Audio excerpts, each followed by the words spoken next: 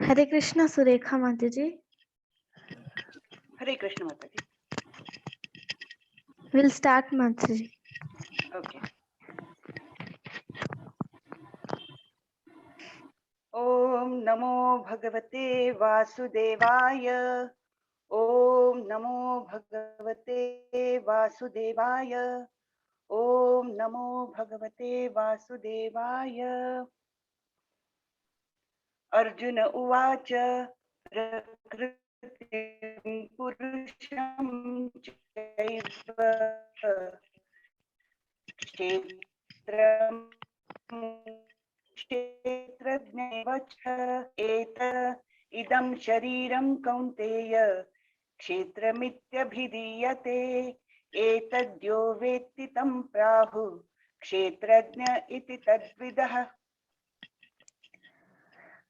अर्जुन ने कहा, हे कृष्ण, मैं प्रकृति एवं पुरुष, भोक्ता, क्षेत्र एवं क्षेत्रज्ञ तथा ज्ञान एवं ज्ञेय के विषय में जानने का इच्छुक हूँ। श्री भगवान ने कहा, हे कुंती पुत्र, यह शरीर क्षेत्र कहलाता है और इस क्षेत्र को जानने वाला क्षेत्रज्ञ है।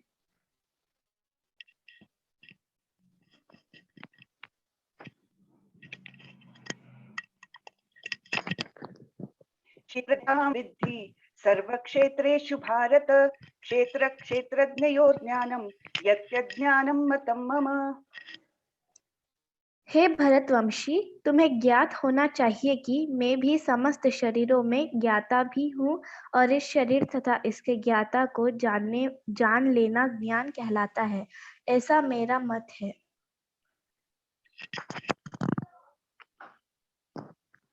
तत्क्षेत्रं यच्च यादृक् च यद्विकारि यतश्च स च यो यत्प्रभास तत्समासेन मे शृणु। अब तुम मुझसे यह सब संक्षेप में सुनो कि कर्म क्षेत्र क्या है, यह किस प्रकार बना है, इनमें क्या परिवर्तन होते हैं या कहाँ से उत्पन्न होते हैं, इस कर्म क्षेत्र को जानने वाला कौन है और उसके क्या प्रभाव है।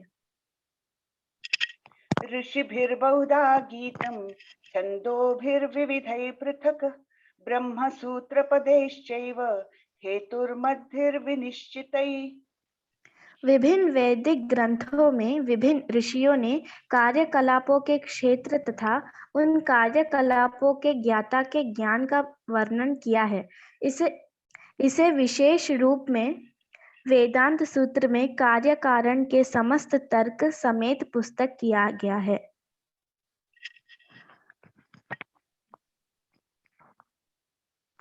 महाभूतान्यहंकारो बुद्धिरव्यक्तमेव च इंद्रियाणि दशैकञ्च पञ्चचेन्द्रियगोचरः इच्छा द्वेषः सुखं दुःखं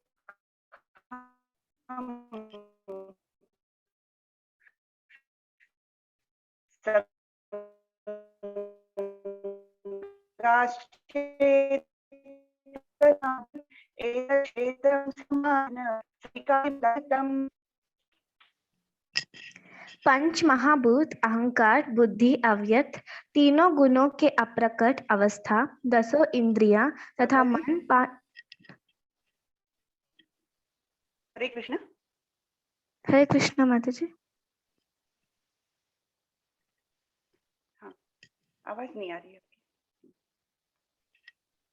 माता जी, अब आ रही है आवाज? हरे कृष्णा। माता जी आपकी आवाज आ रही है, आप हाँ, कंटिन्यू कर सकती हैं। पंच महाभूत अहंकार बुद्धि अव्यक्त कुछ तीनों प्रॉब्लम गुण नहीं आई है आवाज। हरे कृष्ण, आवाज माता जी नहीं यार आ रही। आवाज आ रही है मेरी माता जी आपके हो सकता है प्रॉब्लम हो जूम में। आवाज आ रही है माता जी। मैं कंटिन्यू मेरी आ करूं रही है, प्रभु? लेकिन ट्रांसलेटर बिल्कुल कीजिए माता जी, आवाज आ रही है। आवाज आ रही है माता जी। हो सकता है भी आपके जूम में प्रॉब्लम हो, तो आपको हो सकता है सुनाई नहीं दे रहा हो। जूम सेटिंग चेक कर लीजिए माता जी, ये मे बी नेट प्रॉब्लम हो। प्रभु माता जी कंटिन्यू करिए आप। यस प्रभु। पंच महाभूत अहंकार बुद्धि अव्यक्त तीनों गुणों के अप्रकट अवस्था दसों इंद्रियां तथा मन पांच इंद्रिय विषय इच्छा द्वेष सुख दुख संघात जीवन के लक्षण तथा धैर्य, इन सबको संक्षेप में कर्म का क्षेत्र तथा उसकी अंतःक्रिया विकार कहा जाता है।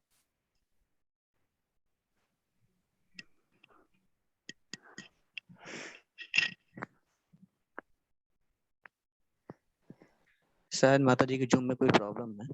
माता जी आप तात्पर्य भी पढ़ लीजिएगा। प्रभु जी, मैं श्लोक का पढ़ सकती हूँ?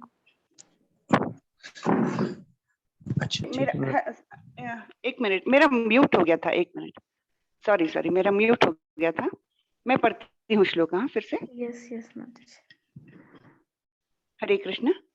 अमानित्वम् अदाम्भित्वम् अहिंसा क्षान्तिराचार्योपासनं शौचं धैर्य आत्मविनिग्रहः इन्द्रियार्थेषु वैराग्यम् अनहंकार एव च जन्म मृत्युजरा व्याधिर्दुःखदोषानुदर्शनम् असक्तिरनभिष्वङ्ग पुत्रदारगृहादिषु नित्यं च समचित्तत्वम् इष्टानिष्टोपपत्तिषु मयि चान्यन्ययोगेन भक्तिरव्यभिचारिणी विविक्तदेशसेवित्वम् अरतिर्जनसंसदि अध्यात्मज्ञाननित्यत्वम् तत्त्वज्ञानार्थदर्शनम् एतज्ज्ञानमिति प्रोक्तम् अज्ञानं यदतोऽन्यथा। विनम्रता दंभहीनता अहिंसा सहिष्णुता सरलता प्रामाणिक गुरु के पास जाना पवित्रता स्थिरता आत्मसंयम इंद्रिय तृप्ति के विषयों का परित्याग अहंकार का अभाव जन्म मृत्यु वृद्धावस्था तथा रोग के दोषों की अनुभूति वैराग्य संतान स्त्री घर तथा अन्य वस्तुओं की ममता से मुक्ति अच्छी तथा बुरी घटनाओं के प्रति समभाव मेरे प्रति निरंतर अनन्य भक्ति एकांत स्थान में रहने की इच्छा जन समूह से विलगाव आत्म साक्षात्कार की महत्ता को स्वीकारना तथा परम सत्य की दार्शनिक खोज, इन सबको मैं ज्ञान घोषित करता हूँ और इनके अतिरिक्त जो भी है वह सब अज्ञान है। ज्ञेयं यत्तत् प्रवक्ष्यामि यज्ञात्वामृतमश्नुते अनादिं मत्परं ब्रह्म न सत्तन्नासदुच्यते। अब मैं तुम्हें ज्ञेय के विषय में बतलाऊंगा, जिसे जानकर तुम नित्य ब्रह्म का आस्वादन कर सकोगे। यह ब्रह्म या आत्मा जो अनादि है और मेरे अधीन है, इस भौतिक जगत के कार्यकरण से परे स्थित है। सर्वतः पाणिपादं तत् सर्वतोक्षिशिरोमुखं सर्वतः श्रुतिमल्लोके सर्वमावृत्य तिष्ठति। उनके हाथ, पांव, आंखें, सिर तथा मुंह तथा उनके कान सर्वत्र है। इस प्रकार परमात्मा सभी वस्तुओं में व्यापक होकर अवस्थित है। सर्वेन्द्रिय गुणाभासं सर्वेन्द्रिय विवर्जितम् असक्तं सर्वभृच्चैव निर्गुणं गुणभोक्तृ च। परमात्मा समस्त इंद्रियों के मूल स्तोत्र है, फिर भी वे इंद्रियों से रहित है। वे समस्त जीवों के पालन करता होकर भी अनासक्त है। वे प्रकृति के गुणों से परे है, फिर भी वे भौतिक प्रकृति के समस्त गुणों के स्वामी हैं। बहिरन्तश्च भूतानाम् अचरं चरमेव च सूक्ष्मत्वात् तद्विज्ञेयं दूरस्थं चान्तिके च तत्। परम सत्य जड़ तथा जंगम समस्त जीवों के बाहर तथा भीतर स्थित है। सूक्ष्म होने के कारण वे भौतिक इंद्रियों के द्वारा जानने या देखने से परे है। यद्यपि वे अत्यंत दूर रहते हैं, किंतु हम सबों के निकट भी है। अविभक्तं च भूतेषु विभक्तमिव च स्थितं भूतभर्तृ च तज्ज्ञेयं ग्रसिष्णु प्रभविष्णु च। यद्यपि परमात्मा समस्त जीवों के मध्य विभाजित प्रतीत होता है, लेकिन वह कभी भी विभाजित नहीं है। वह एक रूप में स्थित है। यद्यपि वह प्रत्येक जीव का पालन करता है, लेकिन यह समझना चाहिए कि वह सबों का संहार करता है और सबों को जन्म देता है। ज्योतिषामपि तज्ज्योतिस्तमसः परमुच्यते ज्ञानं ज्ञेयं ज्ञानगम्यं हृदि सर्वस्य विशिष्टतम्। वे समस्त प्रकाशमान वस्तुओं के प्रकाश स्रोत है। वे भौतिक अंधकार से परे है और अगोचर है। वे ज्ञान है, ज्ञेय है और ज्ञान के लक्ष्य है। वे सबके हृदय में स्थित है। इति क्षेत्रं तथा ज्ञानं ज्ञेयं चोक्तं समासतः मद्भक्त एतद्विज्ञाय मद्भावायोपपद्यते। इस प्रकार मैंने कर्म, क्षेत्र, शरीर, ज्ञान तथा ज्ञेय के संक्षेप में वर्णन किया है। इसे केवल मेरे भक्त ही पूरी तरह समझ सकते हैं और इस तरह मेरे स्वभाव को प्राप्त होते हैं। प्रकृतिं पुरुषं चैव विद्यनादि उभावपि विकारांश्च गुणाश्चैव विद्धि प्रकृति संभवान्। प्रकृति तथा जीवों को अनादि समझना चाहिए। उनके विकार तथा गुण प्रकृति जन्य हैं। कार्य कारण कर्तृत्वे हेतुः प्रकृतिरुच्यते पुरुषः सुख दुःखानां भोक्तृत्वे हेतुरुच्यते। प्रकृति समस्त भौतिक कारणों तथा कार्यों, परिणामों की हेतु कही जाती है और जीव, पुरुष इस संसार में विविध सुख दुख के भोग का कारण कहा जाता है। पुरुषः प्रकृतिस्थो हि भुङ्क्ते प्रकृतिजान् गुणान् कारणं गुणसङ्गोऽसः सदस्योनिषु जन्मसु। इस प्रकार जीव प्रकृति के तीनों गुणों का भोग करता हुआ प्रकृति में ही जीवन बिताता है। यह उस प्रकृति के साथ उसकी संगति के कारण इस तरह उस उत्तम तथा अधम योनियों मिलती रहती है। उपद्रष्टानुमन्ता च भर्ता भोक्ता महेश्वरः परमात्मेति चाप्युक्तो देहेऽस्मिन् पुरुषः परः। तो भी इस शरीर में एक दिव्य भोक्ता है जो ईश्वर है, परम स्वामी है और साक्षी तथा अनुमति देने वाले के रूप में विद्यमान है और जो परमात्मा कहलाता है। य एवं वेत्ति पुरुषं प्रकृतिं च गुणैः सह सर्वथा वर्तमानोऽपि न स भूयोऽभिजायते।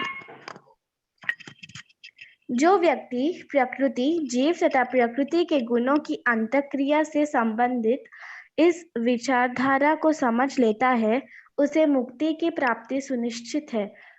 उसकी वर्तमान स्थिति चाहे जैसी हो, यह पर उसका पुनर्जन्म नहीं होगा। ध्यानेनात्मनि पश्यन्ति केचिदात्मानमात्मना अन्ये सांख्येन योगेन कर्मयोगेन चापरे। कुछ लोग परमात्मा को ध्यान के द्वारा अपने भीतर देखते हैं, तो दूसरे लोग ज्ञान के अनुशीलन द्वारा, और कुछ ऐसे हैं जो निष्काम कर्मयोग द्वारा देखते हैं। अन्ये त्वेवमजानन्तः श्रुत्वान्येभ्य उपासते तेऽपि चातिरनन्त्येव मृत्युं श्रुतिपरायणः। ऐसे भी लोग हैं जो यद्यपि आध्यात्मिक ज्ञान से अवगत नहीं होते हैं, पर अन्यों से परम पुरुष के विषय में सुनकर उनकी पूजा करने लगते हैं। ये लोग भी प्रामाणिक पुरुषों से श्रवण करने की मनोवृत्ति होने के कारण जन्म तथा मृत्यु पद को पास कर जाते हैं। यावत् संजायते किंचित सत्वं स्थावर जंगमं क्षेत्र क्षेत्र तद्विद्धि भरतर्षभ। हे भरतवंशियों में श्रेष्ठ, यह जान लो कि चर तथा अचर जो भी तुम्हें अस्तित्व में दिख रहा है, वह कर्म क्षेत्र तथा क्षेत्र के ज्ञाता का संयोग मात्र है। समं सर्वेषु भूतेषु तिष्ठन्तं परमेश्वरं विनश्यस्त्वं विनश्यन्तं यः पश्यति स पश्यति। जो परमात्मा को समस्त शरीरों में आत्मा के साथ देखता है, और जो यह समझता है कि इस निश्वर शरीर के भीतर ना तो आत्मा ना ही परमात्मा कभी भी विनष्ट होता है, वही वास्तव में देखता है। समं पश्यन् हि सर्वत्र सममवस्थितमीश्वरं न हि नस्यात्मनात्मानं ततो याति परां गतिम्। जो व्यक्ति परमात्मा को सर्वत्र तथा प्रत्येक जीव में समान रूप से वर्तमान देखता है, वह अपने मन के द्वारा अपने आप को भ्रष्ट नहीं करता। इस प्रकार वह दिव्य गंतव्य को प्राप्त करता है। प्रकृत्यैव च कर्माणि क्रियमाणानि सर्वशः यः पश्यति तथात्मानं अकर्तारं स पश्यति। जो यह देखता है कि सारे कार्य शरीर द्वारा संपन्न किए जाते हैं, जिसकी उत्पत्ति प्रकृति से हुई है, और जो देखता है कि आत्मा कुछ भी नहीं करता, वही यथार्थ में देखता है। यदा भावम् एकमस्तपनुष्यति तत एव च विस्तारं ब्रह्म संपद्यते तदा। जब विवेकवान व्यक्ति विभिन्न भौतिक शरीरों के कारण विभिन्न स्वरूपों को देखना बंद कर देता है, और यह देखता है कि किस प्रकार जीव सर्वत्र फैले हुए हैं, तो वह ब्रह्म बोध का प्राप्त होता है। अनादित्वां निर्गुणत्वां परमात्मा अव्ययः शरीरस्थोऽपि कौन्तेय न करोति न लिप्यते। शाश्वत दृष्टि संपन्न लोग यह देख सकते हैं कि अविनाशी आत्मा दिव्य, शाश्वत तथा गुणों अतीत है।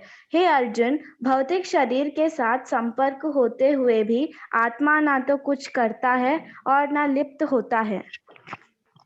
यथा सर्वगतं सौक्ष्म्यात् आकाशं नोपलिप्यते सर्वत्रावस्थितो देहे तथात्मा नोपलिप्यते। यद्यपि आकाश सर्वव्यापी है, किंतु अपनी सूक्ष्म प्रकृति के कारण किसी वस्तु से लिप्त नहीं होता। इसी तरह ब्रह्म दृष्टि में स्थित आत्मा शरीर में स्थित रहते हुए भी शरीर से लिप्त नहीं होता। यथा प्रकाशयत्येकः कृष्णं लोकम् इमं रविः क्षेत्रं क्षेत्री तथा कृष्णं प्रकाशयति भारत। हे भरत पुत्र, जिस प्रकार सूर्य अकेले इस सारे ब्रह्मांड को प्रकाशित करता है, उसी प्रकार शरीर के भीतर स्थित एक आत्मा सारे शरीर को चेतना से प्रकाशित करता है। क्षेत्र क्षेत्रज्ञयोरेवम् अंतरं ज्ञान चक्षुषा भूत प्रकृति मोक्षं च ये विदुर्यान्ति ते परम। जो लोग ज्ञान के चक्षुओं से शरीर तथा शरीर के ज्ञाता के अंतर को देखते हैं और भव बंधन से मुक्ति की विधि को भी जानते हैं, उन्हें परम लक्ष्य प्राप्त होता है। हरे कृष्ण माता जी। हरे कृष्णा माता जी, बहुत बहुत धन्यवाद। हरे कृष्ण माता जी।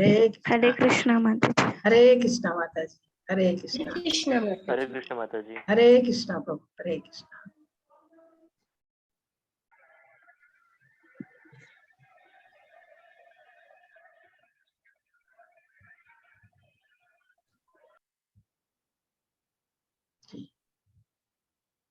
प्रभु जी आप कीर्तन करेंगे?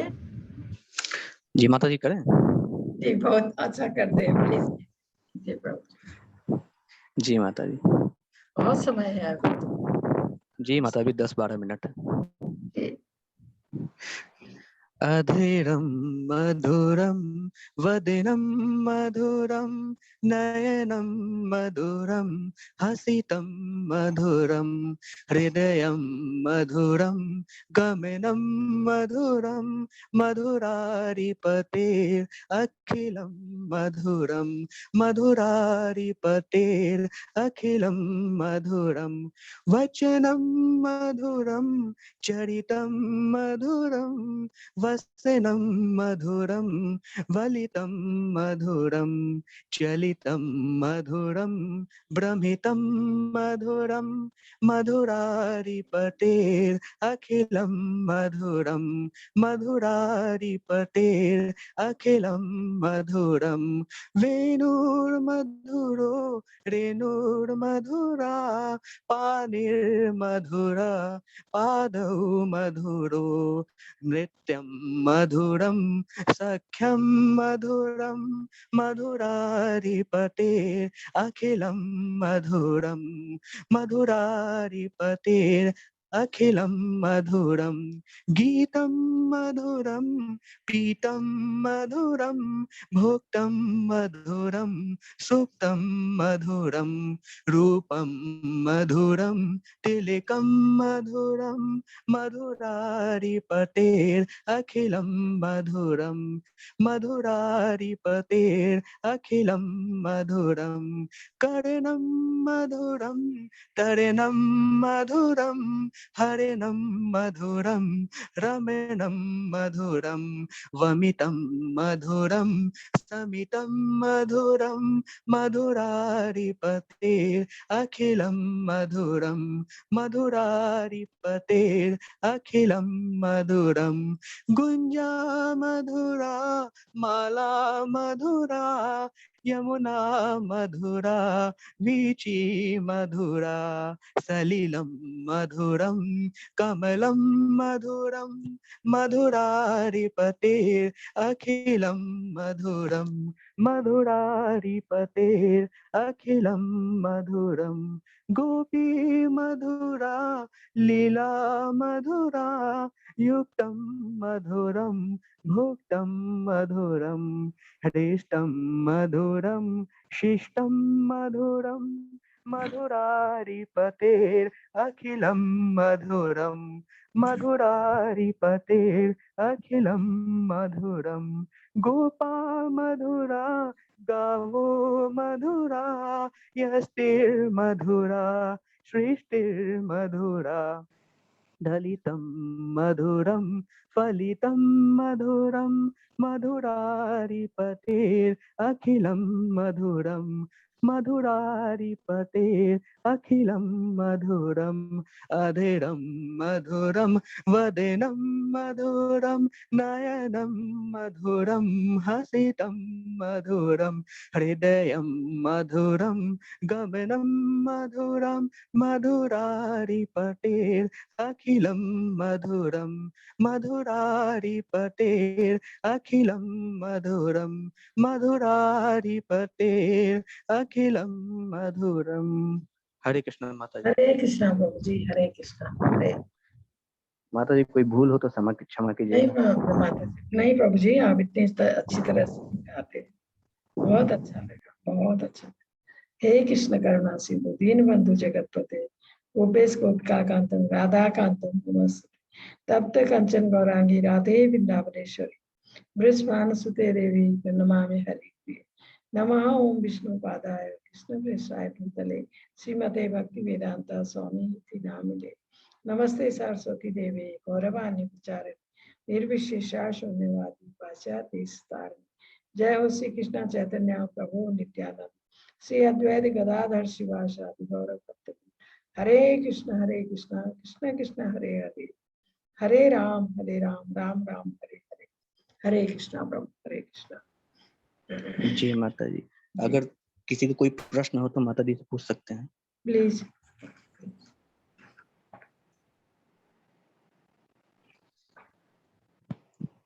किसी के भी कोई प्रश्न हो तो अपना हैंड रेस कर ले, अब माता जी से कोई प्रश्न पूछ सकते हैं। अभी लोग कम है बच्चे। जी माता जी 50 भी नहीं अभी।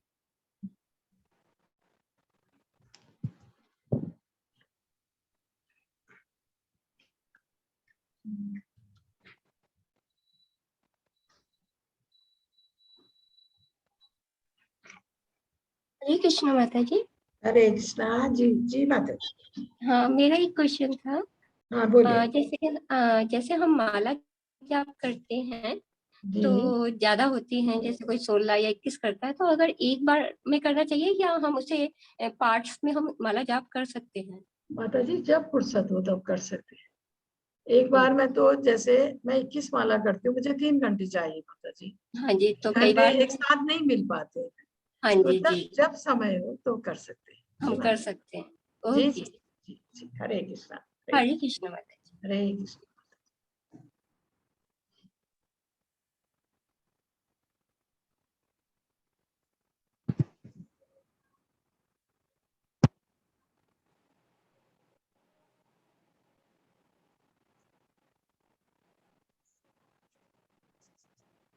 जी माता जी कोई हैंड रेस तो है नहीं अभी तक। हाँ कोई बात नहीं है, 4-5 मिनट।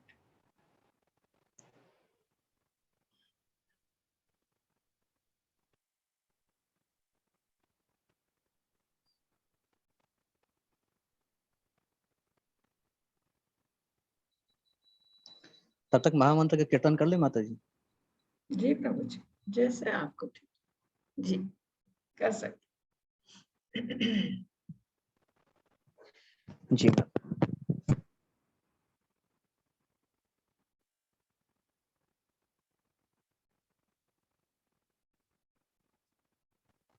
प्रभु जी आप करेंगे कि मैं? आप करें? जी आप कर कीजिए प्रभु जी। आप कर लीजिए माता जी।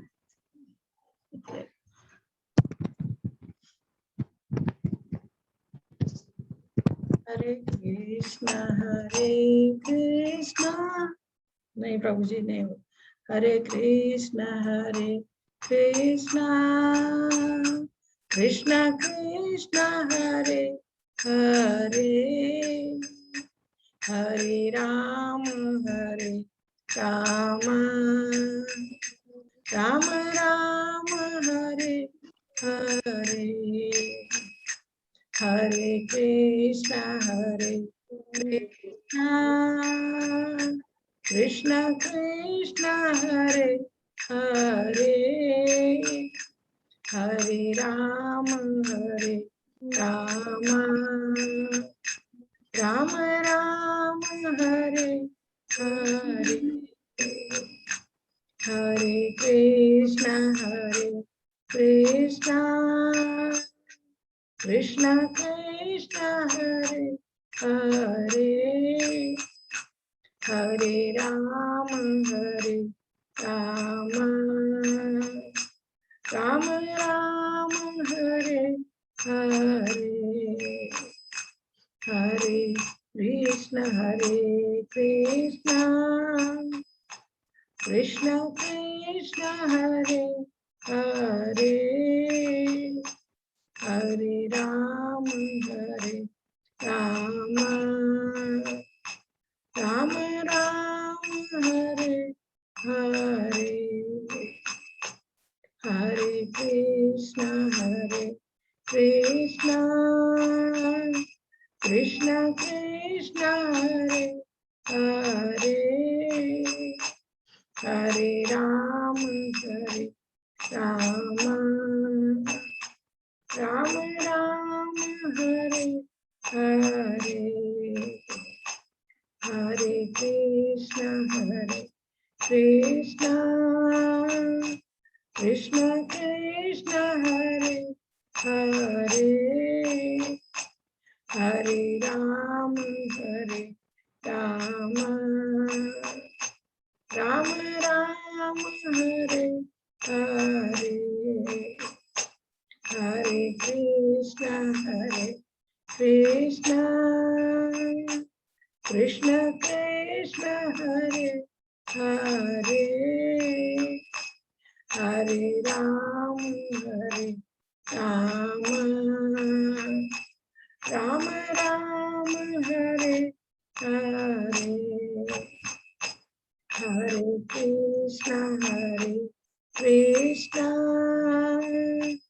कृष्ण कृष्ण हरे हरे, हरे राम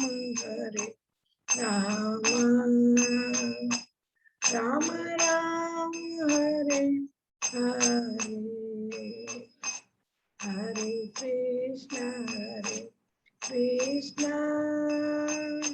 कृष्ण कृष्ण हरे हरे,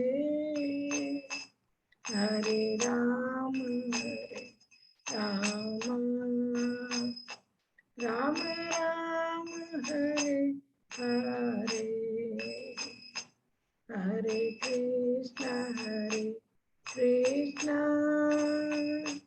कृष्ण कृष्ण हरे हरे,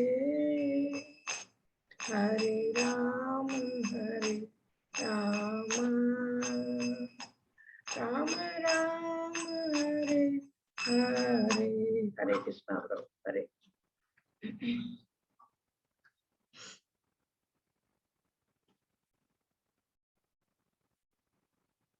हरे कृष्णा। भगवत गीता के हम 13वें अध्याय में पहुंच गए हैं, जो है ज्ञान योग के ऊपर, जो क्षेत्रज्ञ विभाग योग। आज से हमारे जो 6 अध्याय शुरू हो रहे हैं वो ज्ञान योग के ऊपर है, लेकिन वो हमें लाते हैं भक्ति की ओर ही। इसके ये कहा गया है कि हम ज्ञान योग पर अब 6 अध्याय पढ़ेंगे, पर हमें ये लाते हैं भक्ति की ओर। ज्ञान योग भी हमें भक्ति के मार्ग में आगे बढ़ने में सहायता करता है। इसमें दिया है प्रकृति, पुरुष तथा चेतना। इसके लिए दिया है प्रकृति, पुरुष तथा चेतना, क्षेत्रज्ञ विभाग योग। इस अध्याय का नाम इसमें दिया है। इसमें पहले प्रश्न था, अगर भक्ति ही परिणति, भक्ति की परिणति होना चाहिए, अंतिम चरण है।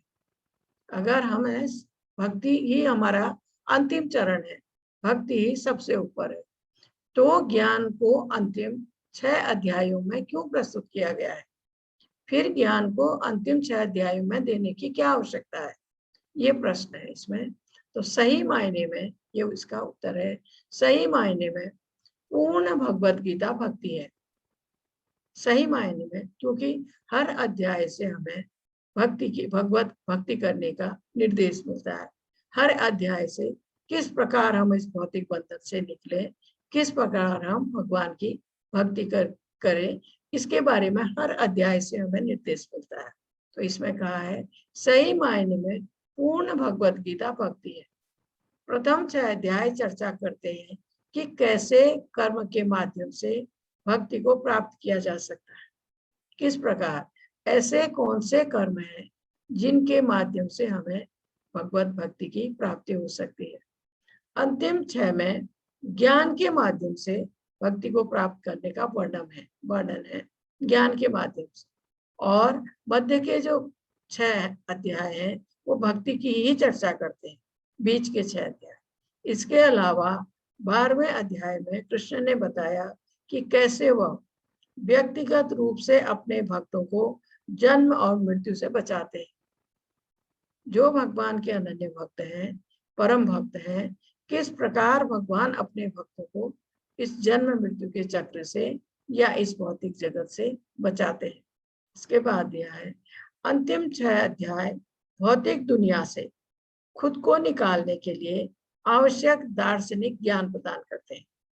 ये जो आखिरी के 6 अध्याय जो हम पास से पढ़ने जा रहे हैं, जो ज्ञान योग के ऊपर है, ये हमें बताते हैं कि किस प्रकार इस भौतिक बंधन से या इस भौतिक दुनिया से या जन्म मृत्यु के चक्र से हम निकल सके, निकलने के उपाय कैसे हम निकल सके, ऐसा ज्ञान हमें ये 6 अध्याय प्रदान करते हैं ज्ञान योग के उसमें।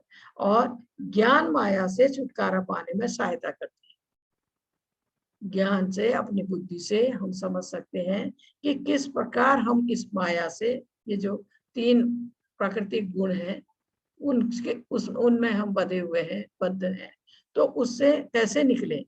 ज्ञान माया से छुटकारा पाने में सहायता करती है।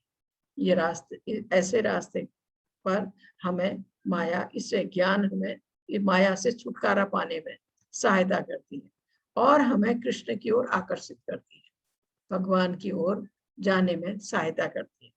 इसलिए जब हम भक्ति प्राप्त करने के लिए ज्ञान का उपयोग करते हैं, भगवत भक्ति प्राप्त करने के लिए हम ज्ञान का उपयोग करते हैं, तो यह भक्ति का हिस्सा बन जाता है। ज्ञान भक्ति का हिस्सा बन जाता है। ज्ञान हमें सहायता करता है कि किस प्रकार हम भगवत भक्ति को प्राप्त कर सकते हैं। इसके बाद इसके 13वें अध्याय के 2 श्लोक पहले आए हैं। अर्जुनो वाच प्रकृति पुरुषं चैव क्षेत्रं क्षेत्रज्ञमेव च एतद्वेदितुमिच्छामि ज्ञानं ज्ञेयं च केशव। अर्जुन ने कहा, हे कृष्ण, मैं प्रकृति एवं पुरुष, भोक्ता, क्षेत्र और क्षेत्रज्ञ तथा ज्ञान एवं ज्ञेय के विषय में जानने का इच्छुक हूँ। अर्जुन भगवान को कह रहे हैं कि मैं प्रकृति एवं पुरुष, भोक्ता, जो प्रकृति का भोग करता है वो है पुरुष, भोक्ता, क्षेत्र तथा क्षेत्रज्ञ तथा ज्ञान एवं ज्ञेय के विषय में जानने का इच्छुक। क्षेत्र, क्षेत्रीय, क्षेत्र दिया है, क्षेत्र इसमें कहा गया है शरीर को, क्षेत्रज्ञ शरीर को जानने वाला, ज्ञान एवं ज्ञेय, ज्ञेय का मतलब है जो जानने योग्य हो, के विषय में जानने का इच्छुक हूँ, अर्जुन कह रहे। फिर भगवान ने कहा है, श्री भगवानो वाच इदं शरीरं कौन्तेय क्षेत्रमिति विधीयते एतद्यो वेति तं प्राहु क्षेत्रज्ञ इति तद्विदः। श्री भगवान ने कहा, हे कुंती पुत्र, यह शरीर क्षेत्र कहलाता है, ये हमारा शरीर क्षेत्र कहलाता है और इस क्षेत्र को जानने वाला क्षेत्रज्ञ, जो इस शरीर को जानता है वो है क्षेत्रज्ञ। ऐसे इसको थोड़ा समझाया गया है। यह शरीर क्षेत्र कहलाता है और इस शरीर को जानने वाला क्षेत्रज्ञ। यह शरीर बुद्धिजीव के लिए कर्म क्षेत्र है। इस शरीर को बुद्धिजीव के लिए कहा गया है, यह कर्म क्षेत्र है ये शरीर, इसमें कहा है। और भौतिक प्रकृति पर प्रभुत्व दिखाने की क्षमता के अनुसार उसे कर्म क्षेत्र प्राप्त होता है। यह कर्म क्षेत्र शरीर है और यह शरीर इंद्रियों से बना है। हमारी 5 ज्ञानेंद्रियां हैं, 5 कर्मेंद्रियां हैं, 5 ज्ञानेंद्रियों के विषय है। तो जो हमारी ज्ञानेंद्रियां हैं, इनसे यह शरीर बना है, इसके लिए कहा है। इसमें इंद्रियां तृप्ति को भोगने की क्षमता के कारण, इंद्रियां क्योंकि वो अपनी तृप्ति चाहती हैं, तृप्ति को भोगने की क्षमता के अनुसार ही उसे शरीर या कर्म क्षेत्र प्रदान किया जाता है। जो व्यक्ति अपने आप को शरीर मानता है वह क्षेत्र की कहलाता है। जो अपने को शरीर मानता है, इसमें कहा कोई भी व्यक्ति यह सोच सकता है कि बाल्यकाल से वृद्धावस्था तक उसमें अनेक परिवर्तन होते हैं, प्रत्येक व्यक्ति में। वैसे हमारे शरीर में हर क्षण परिवर्तन होता है, हर क्षण परिवर्तन होते रहते हैं, फिर भी वो व्यक्ति वही रहता है। इस प्रकार कर्म क्षेत्र के ज्ञाता तथा वास्तविक कर्म क्षेत्र में अंतर है। एक बुद्धिजीव यह जान सकता है कि वह अपने शरीर में से भिन्न है। कभी हम सोचते हैं कि हम मनुष्य हैं, हम सुखी हैं या पुरुष हैं या स्त्री हैं या कुत्ता हैं या बिल्ली हैं। ये ज्ञाता के शरीर की उपाधियां हैं। इसमें कहा है, इसमें थोड़ा सा विचार करने पर हम यह जानते हैं कि हम शरीर से भिन्न हैं। यहाँ यह बताया गया है कि किस प्रकार जीवात्मा प्रकृति के संपर्क में आता है और किस प्रकार ज्ञान तथा भक्ति के साधनों द्वारा परमेश्वर उसका उद्धार कर देते हैं। हम इस भौतिक बंधन में बंधे हुए हैं, जन्म मृत्यु के चक्र में फंसे हुए हैं। लेकिन अगर हम भगवत भक्ति की राह में आगे बढ़ते हैं, धीरे धीरे भगवत भक्ति करने लगते हैं, तो भगवान हमारा इस भौतिक बंधन से उद्धार कर सकते हैं। तब जब हम उनके अनन्य भक्त बन जाए तो। इसके बाद दिया है इसका तीसरा श्लोक। इसमें कहा है, क्षेत्रज्ञ चापि महाविद्धि सर्व क्षेत्रेषु भारत, क्षेत्र क्षेत्रज्ञ ज्ञानम यत ज्ञानम मतम मम। ऐसे तीसरे श्लोक में कहा है, हे अर्जुन, आपको समझना चाहिए, भगवान कह रहे हैं कि मैं भी सभी शरीरों का ज्ञाता हूं और इस शरीर और उसके ज्ञाता को समझने को ज्ञान कहा जाता है। यही मेरी राय है। भगवान कह रहे हैं मैं सभी शरीर, क्योंकि आत्मा और परमात्मा, आप ये देख रहे हैं, आत्मा और परमात्मा प्रत्येक प्राणी के शरीर के अंदर है, आत्मा भी परमात्मा भी। तो इसमें कहा है कि आपको समझना चाहिए कि मैं भी सभी शरीरों का ज्ञाता हूँ। भगवान कह रहे हैं मैं सभी शरीरों का ज्ञाता हूँ, क्योंकि हर प्राणी मात्र के अंदर भगवान के अंश रूप में परमात्मा स्थित है और इस शरीर और उसके ज्ञाता को समझने को ज्ञान कहा गया है। यही मेरी राय है। इसमें कहा है इस शरीर के उसको, इसमें कहा है कि प्रत्येक के शरीर में दोनों है, आत्मा भी है परमात्मा भी, दोनों स्थित है हर एक प्राणी मात्र के शरीर में। इसमें कहा है परमात्मा भगवान कृष्ण का सुमांश है, अतः कृष्ण कहते हैं कि मैं भी ज्ञाता हूँ, मैं परम ज्ञाता हूँ, मैं शरीर में परमात्मा के रूप में विद्यमान रहता हूँ। व्यक्ति भले ही अपने शरीर के बारे में जानता है, लेकिन परमात्मा प्रत्येक शरीर के बारे में जानते हैं, प्रत्येक व्यक्ति के भूत वर्तमान भविष्य के बारे में जानते हैं, क्योंकि वह प्रत्येक प्राणी के अंदर स्थित है, परमात्मा रूप में स्थित है। और जो भी कर्म हम करते हैं, अच्छे या बुरे, जो भी हम करते हैं, उसके वो साक्षी हैं, गवाह हैं, वो नोट कर रहे हैं एक एक चीज हमारी। उसी के अनुसार हमें अगला जीवन मिलेगा, अगला शरीर मिलेगा और सुख दुख सब कुछ मिलेगा, वो हमारे द्वारा किए गए कर्म, क्योंकि भगवान गवाह साक्षी है हमारे अंदर। जो भी हम कर रहे हैं अच्छा या बुरा, वो सब नोट कर रहे हैं, वो साक्षी है उसके अनुसार हमें सुख दुख सब मिलेगा, सब कुछ उसी के अनुसार मिलेगा। तो भगवान कह रहे हैं कि व्यक्ति सिर्फ अपने शरीर के बारे में जानता है, लेकिन मैं प्रत्येक प्राणी मात्र के शरीर के बारे में जानता हूँ, क्योंकि वो प्रत्येक प्राणी के अंदर स्थित है आत्मा के साथ।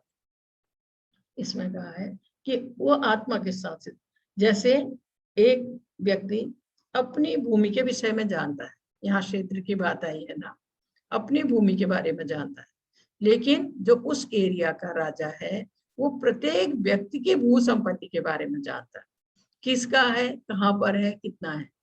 वो जो राजा है वो उस एरिया के सबके भू संपत्ति के बारे में जानता है, और जो एक व्यक्ति जो है वो सिर्फ अपनी भूमि के बारे में जानता है। इसी प्रकार आत्मा जो अंदर है या जो व्यक्ति खाली अपने शरीर के बारे में जानते हैं, लेकिन परमात्मा प्रत्येक प्राणी मात्र के शरीर के बारे में जानते हैं।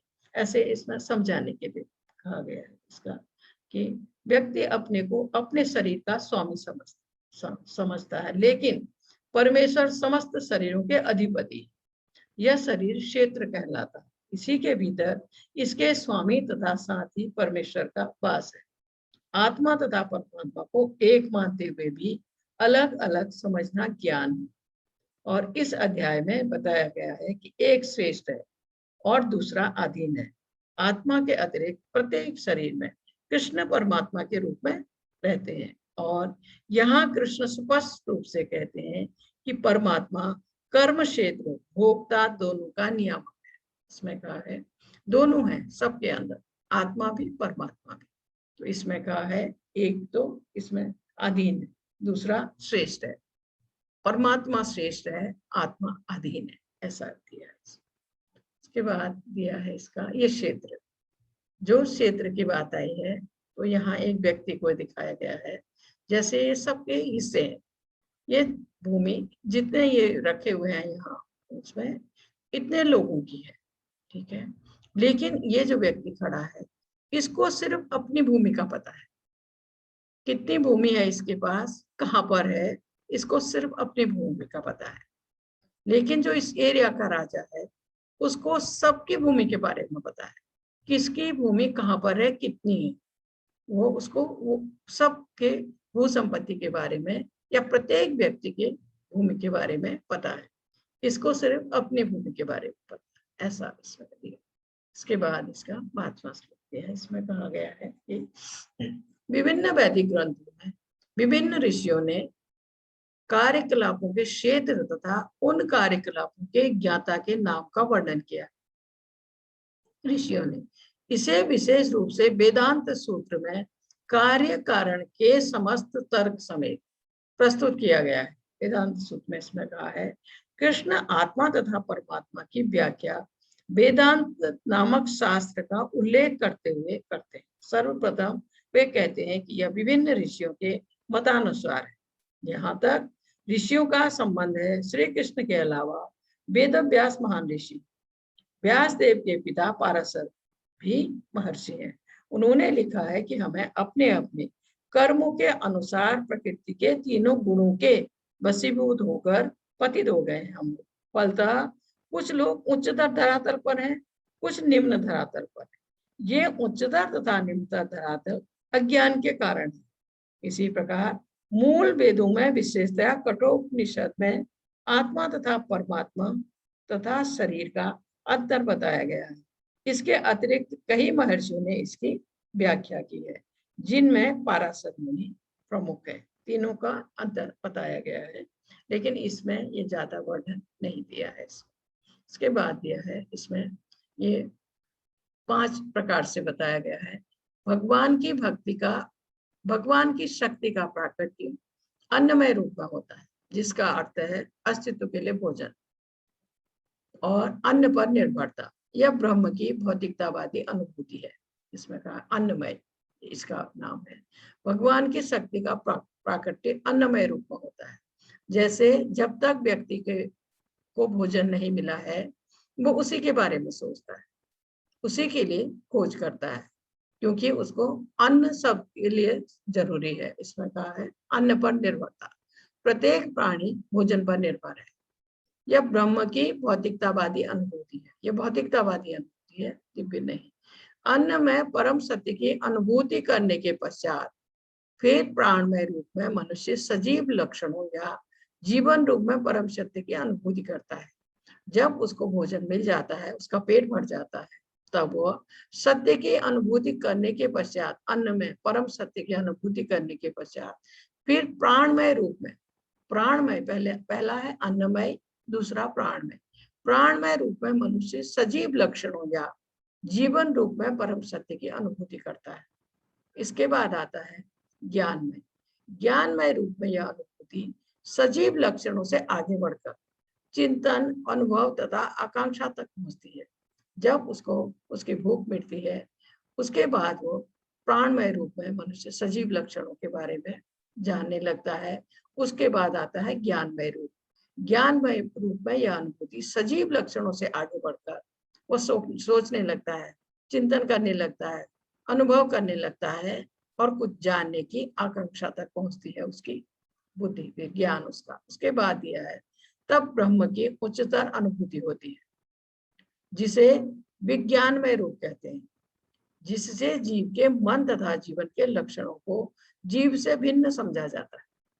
ये आया हमारा विज्ञानमय रूप। इसके बाद आता है, इसके पश्चात परम अवस्था आती है जो है आनंदमय, अर्थात सर्व आनंदमय प्रकृति की अनुभूति है। इस प्रकार से ब्रह्म अनुभूति की 5 अवस्था है, जिन्हें ब्रह्म पुंज कहा जाता है।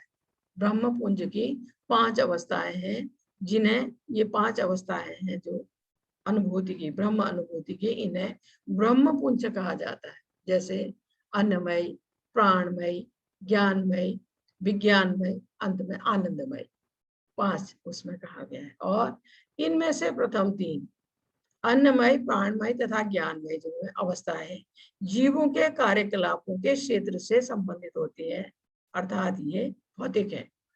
परमेश्वर इन कार्यकलापों के क्षेत्रों से परे है और आनंदमय है। इसके बाद यहाँ थोड़ा समझाने के लिए भी इसमें थोड़ा सा दिया गया है।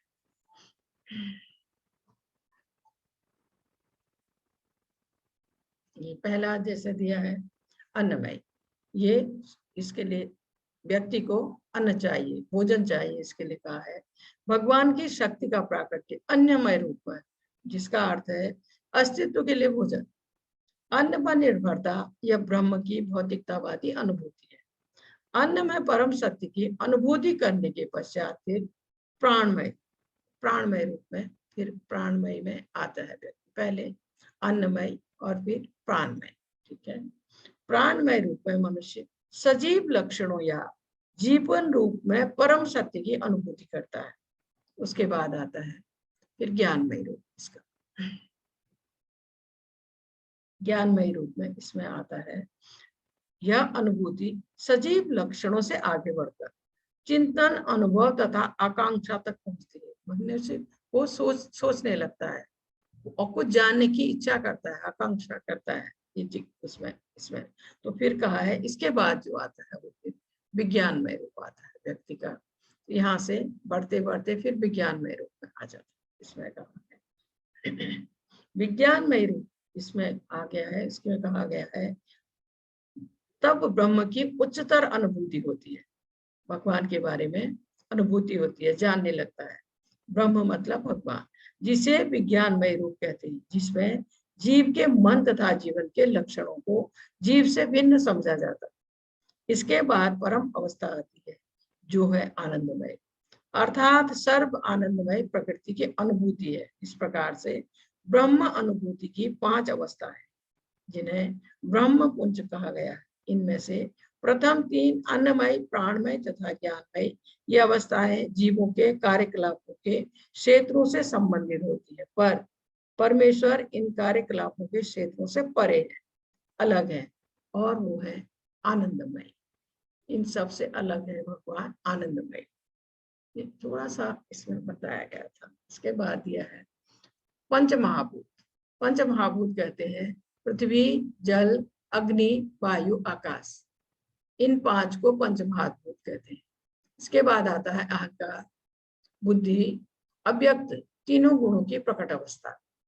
अहंकार, बुद्धि, अव्यक्त, पंचभूत के बाद इन तीनों गुणों की अप्रकट अवस्था। उसके बाद आती है 10 इंद्रियां तथा मन। 5 इंद्रियां हैं ज्ञान इंद्रियां, 5 है कर्म इंद्रियां। ज्ञान इंद्रियां हैं नाक, कान, आंख, जीभ, त्वचा। 5 कर्म इंद्रियां हैं हाथ, पैर, मुंह, लिंग और गुदा। ये 5 ज्ञान इंद्रियां, 5 कर्म इंद्रियां। 5 है इंद्रियों के विषय, जिसमें जैसे ये त्वचा का है स्पर्श, जीभ का है रसना, स्वाद, आंखों का है रूप, कान का है ध्वनि और नाक का है ये स्मेल, सूंघना। ये 5 हमारे इंद्रिय विषय है। इसके बाद है इच्छा, द्वेष, सुख, दुख, संघात, जीवन के लक्षण तथा धैर्य, इन सबको संक्षेप में कर्म का क्षेत्र तथा उसकी अंतःक्रियाएं विकार कहा गया है। ये सब मिला के करीब 24 तत्व बनते हैं। 24, जिसको महतत्व भी कहा गया है, इन सबको मिलाकर। तो इसमें यहाँ दिखाया गया है, ये हमारे शरीर रूपी रथ, हमारे शरीर को रथ के रूप में दिखाया गया है। इसमें ये हमारी ज्ञानेंद्रियां हैं 5, आंख, नाक, कान, त्वचा और जीभ। 5 ज्ञानेंद्रियां हैं, 5 इनके विषय। जैसे आंख है, सुंदर रूप को देखना चाहती है। नाक है, स्मेल, खुशबू को लेना चाहते हैं। कान है, अच्छे इनको सुनना चाहते हैं। और त्वचा है, अच्छी चीजों को छूना चाहती है। जीभ है, रसना, स्वाद, ये अच्छी अच्छी चीजों को खाना चाहती है, उसका स्वाद लेना चाहती है। इसके ऊपर आते हैं ये मन, बुद्धि और फिर यहाँ आत्मा है। ये आत्मा बैठी हुई है पीछे इस रथ में। तो इस ऐसे इसमें समझाया गया।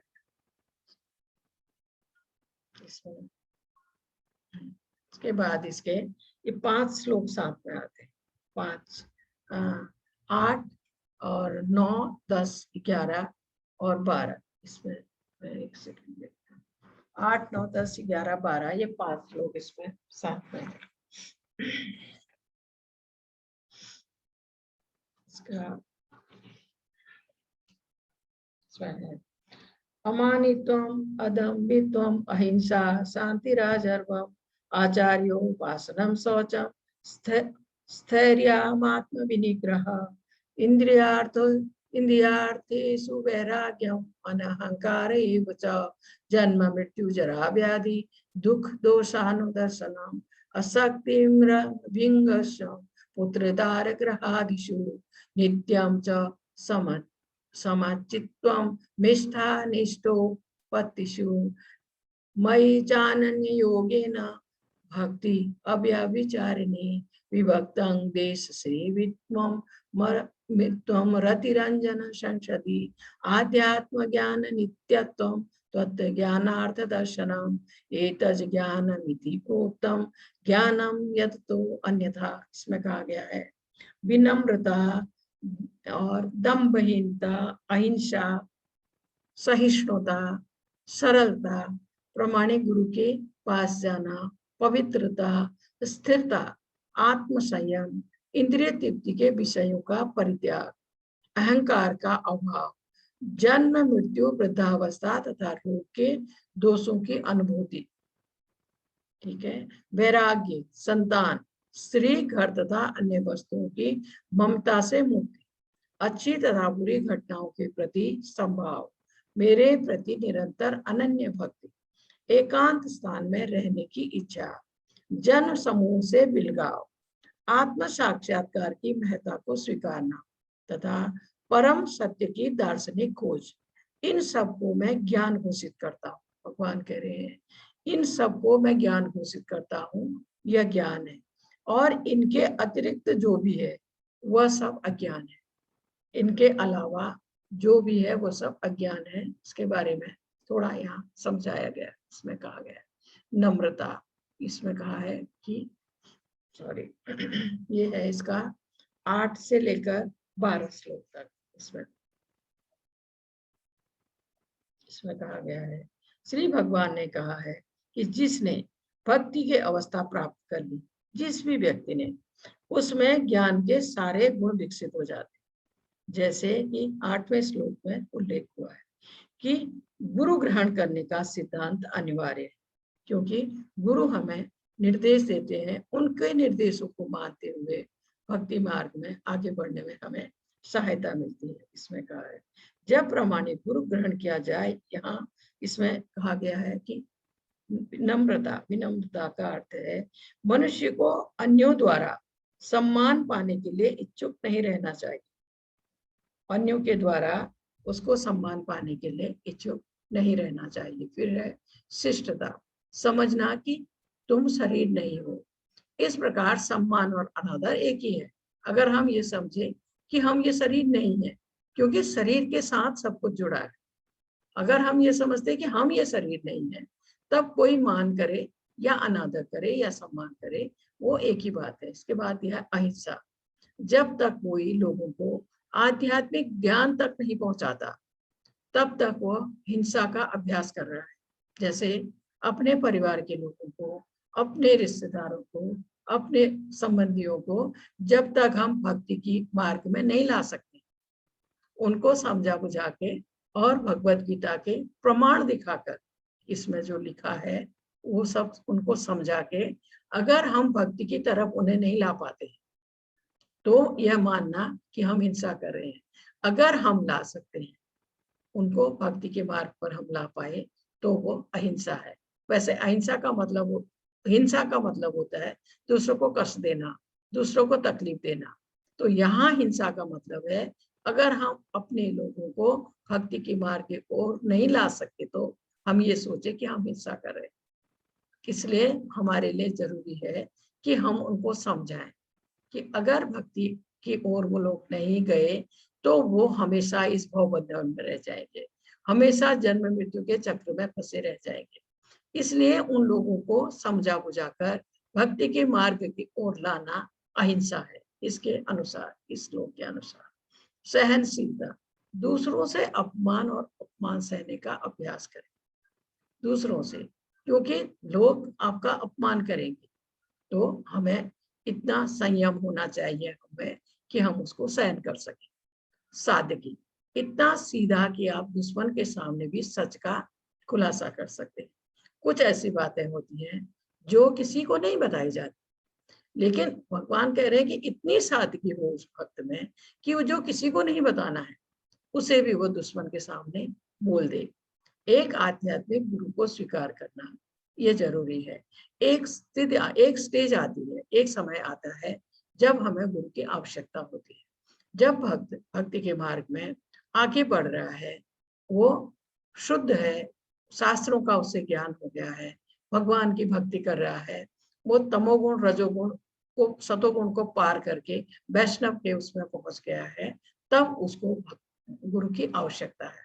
गुरु के निर्देशन से ही वो फिर धीरे धीरे आगे बढ़ता हुआ भगवत भक्ति को प्राप्त कर सकता है या भगवत धाम जा सकता है।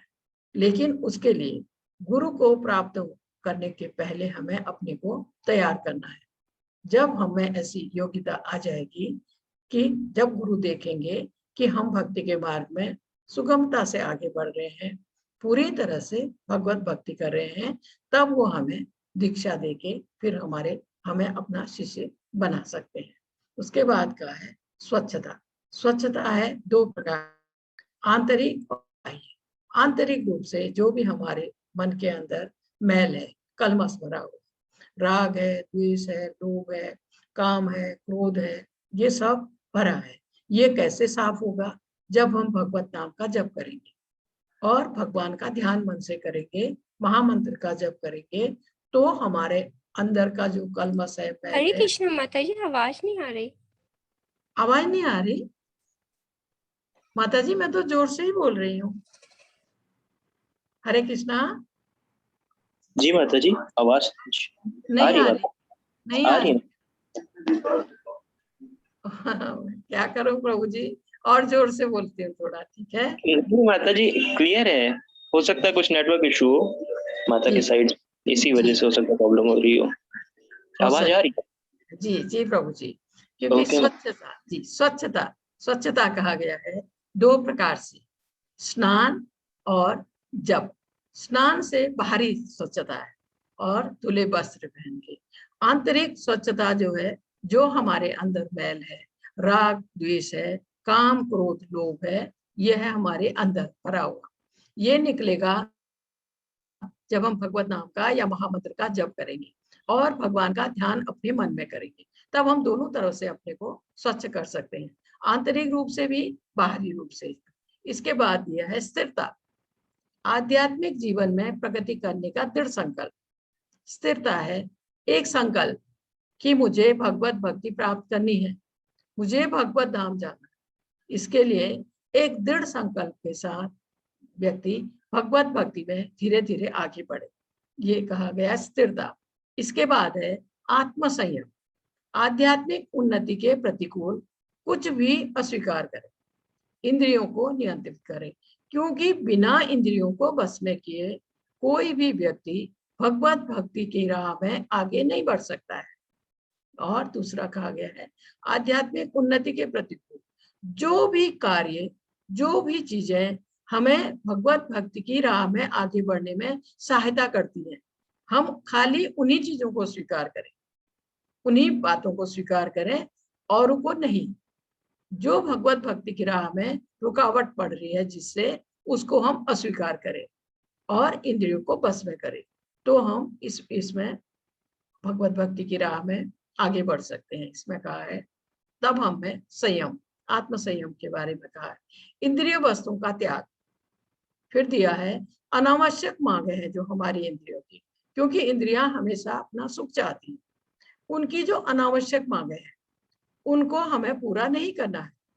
केवल भक्ति सेवा के लिए, शरीर को फिट रखने के लिए हम करें जो भी करें, क्योंकि क्या है जब शरीर अगर फिट नहीं रहेगा, अगर हम स्वस्थ नहीं है, तो हम भगवत भक्ति भी नहीं कर पाएंगे।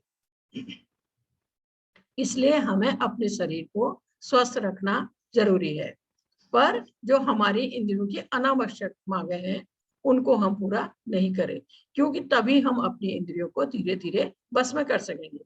अगर हम उनकी मांगे पूरी करते रहे तो वो हमें भौतिक जगत की ओर, भौतिक बंधन की ओर और खींचते हैं। इंद्रियों की बात आई है। इसके बाद कहा है झूठे अहंकार की अनुपस्थिति, अस्वीकारे कि मैं यह शरीर या मन, स्वीकारे कि मैं कृष्ण का सेवक, यह अस्वीकार करें हम कि मैं यह शरीर हूं या मैं मन हूं। हम ये सोचे कि हम भगवान के सेवक हैं, भगवान के दासों के दास हैं। ये अगर हम स्वीकार करें तो हमारा जो ये झूठा अहंकार या ये सब हट जाएगा। इसके बाद दिया है बुराई की धारणा, उचित स्रोत से इनके बारे में नियमित रूप से सुने और भौतिक जीवन से घृणा करें। भौतिक चीजों के प्रति जो हमारा अति लगाव है उससे घृणा करें, क्योंकि अगर हम भौतिक चीजों में ही फंसे रह जाएंगे, भौतिक जीवन से ही हम खुश रह जाएंगे, तो हम इस भौतिक बंधन से कभी नहीं निकल पाएंगे। अगर हम इससे निकलने की कोशिश करेंगे तो ही हम इस भौतिक बंधन को काट पाएंगे, इससे निकल पाएंगे। इसलिए कहा है कि भौतिक जीवन से घृणा करें, क्योंकि भौतिक जीवन जो है बंधन युक्त है, बंधन में बंधे हुए हैं हम, तो बंधन में तो कोई खुश नहीं हो सकता ना, बंधन से। इसलिए कहा है हम घृणा करें। और अनासक्त, कृष्ण के लिए सब कुछ बलिदान करने के लिए तैयार रहे। हम ये जान जाते हैं जब कि सब कुछ उनका है, सब कुछ भगवान का है, यहाँ तक कि हमारा यह शरीर भी हमारा नहीं है, सब कुछ भगवान का है, तो सब कुछ उनके लिए बलिदान करने के लिए हम तैयार रहे, सब कुछ। उसके बाद यह है पत्नी, बच्चों, परिवार आदि के साथ अलगाव। ये अलगाव का मतलब ऐसा वो नहीं है जैसे कि घर में पत्नी जो है, बच्चे हैं, वो अगर आपका साथ दे रहे हैं तो आपका गृहस्थ जीवन जो है गृहस्थाश्रम बन जाता है। वो अगर आपको साथ दे रहे हैं, उनको छोड़ने के लिए नहीं कहा गया है। इसमें कहा गया है कि संतान, पत्नी, घर से मुक्ति, ऐसा नहीं है। जहां तक संतान, पत्नी तथा घर से विरक्ति की बात है, इसका अर्थ यह नहीं कि उनके लिए कोई भावना ही ना हो, यह सब स्नेह की प्राकृतिक वस्तु है। जब उनके, इसमें कहा है, जब वे आध्यात्मिक उन्नति में साथ न दे तो उनके प्रति आसक्त नहीं होना चाहिए। अगर वो आपको आपके भौतिक इसमें ये भक्ति के मार्ग में चलने में अगर रुकावट कर रहे हैं, आपको अगर इस मार्ग में जाने से आपको रोक रहे हैं, तो भी आप उनसे थोड़ा सा अलगाव होता है ना, अलगाव, इसे छोड़ने के लिए नहीं कहा गया है। इसमें कहा है आसक्ति कम कर सकते हैं आप, ऐसा इसमें कहा है।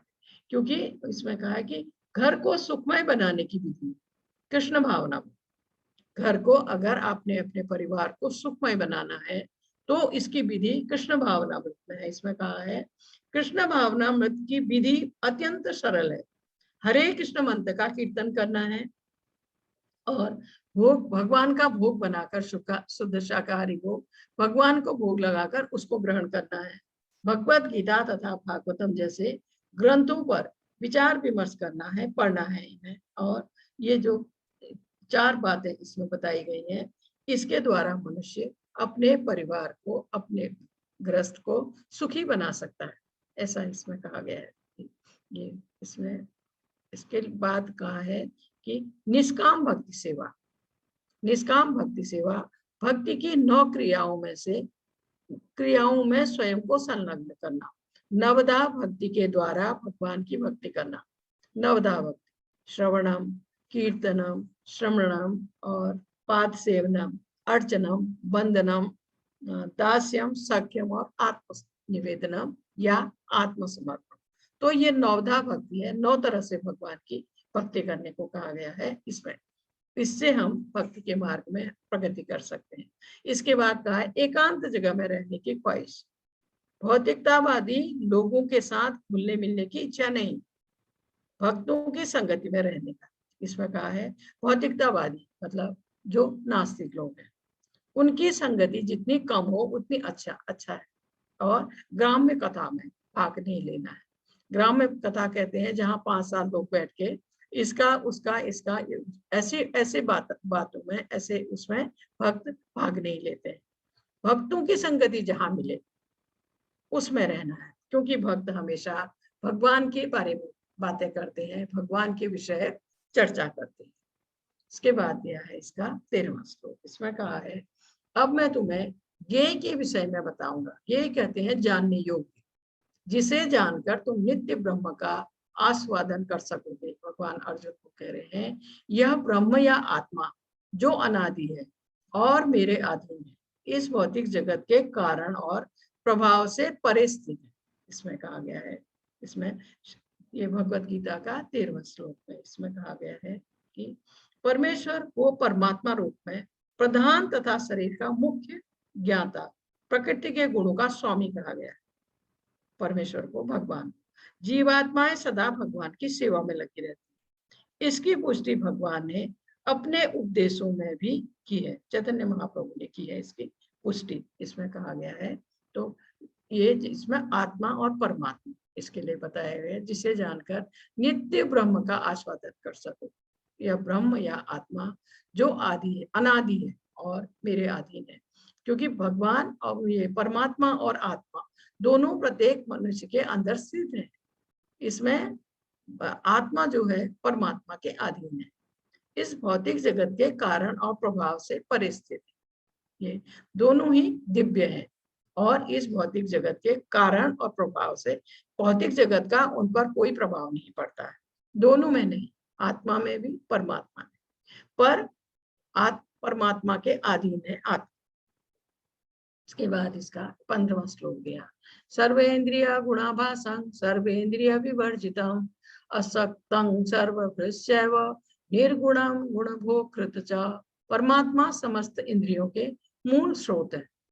जो हमारी इंद्रियां हैं उसके मूल स्रोत है परमात्मा। फिर भी वे इंद्रियों से रहित है, उनकी इंद्रियां नहीं है क्योंकि ये इंद्रियां भौतिक है। वे समस्त जीवों के पालन करता होकर भी अनासक्त है। सारी सृष्टि का पालन करता भगवान है, आश्रय भगवान है, लेकिन वो अनासक्त है। वो उनका इन सब चीजों से कोई लगाव नहीं है। वे प्रकृति के गुणों से परे है। प्रकृति के 3 गुण, सतोगुण, रजोगुण, तमोगुण, जिसमें हम सब बंधे हैं, लेकिन भगवान उससे अलग है। वो भगवान के अधीन है, क्योंकि जो भगवान की माया शक्ति है, ये प्रकृति के गुण उसके अंडर में और वो माया शक्ति भगवान के अंडर में। फिर भी वे भौतिक प्रकृति के समस्त गुणों के स्वामी हैं। तब भी वो बिल्कुल अलग है उससे, फिर भी वे स्वामी है, प्रकृति के समस्त गुणों के वो स्वामी है। ऐसा इसमें कहा गया है कि परमेश्वर प्रत्येक की इंद्रियों के स्रोत है, पर जीवों की तरह उनकी भौतिक इंद्रियां नहीं होती। भगवान की हर चीज दिव्य है। भगवान का शरीर आध्यात्मिक है। भगवान भौतिक शक्ति के भी स्वामी है।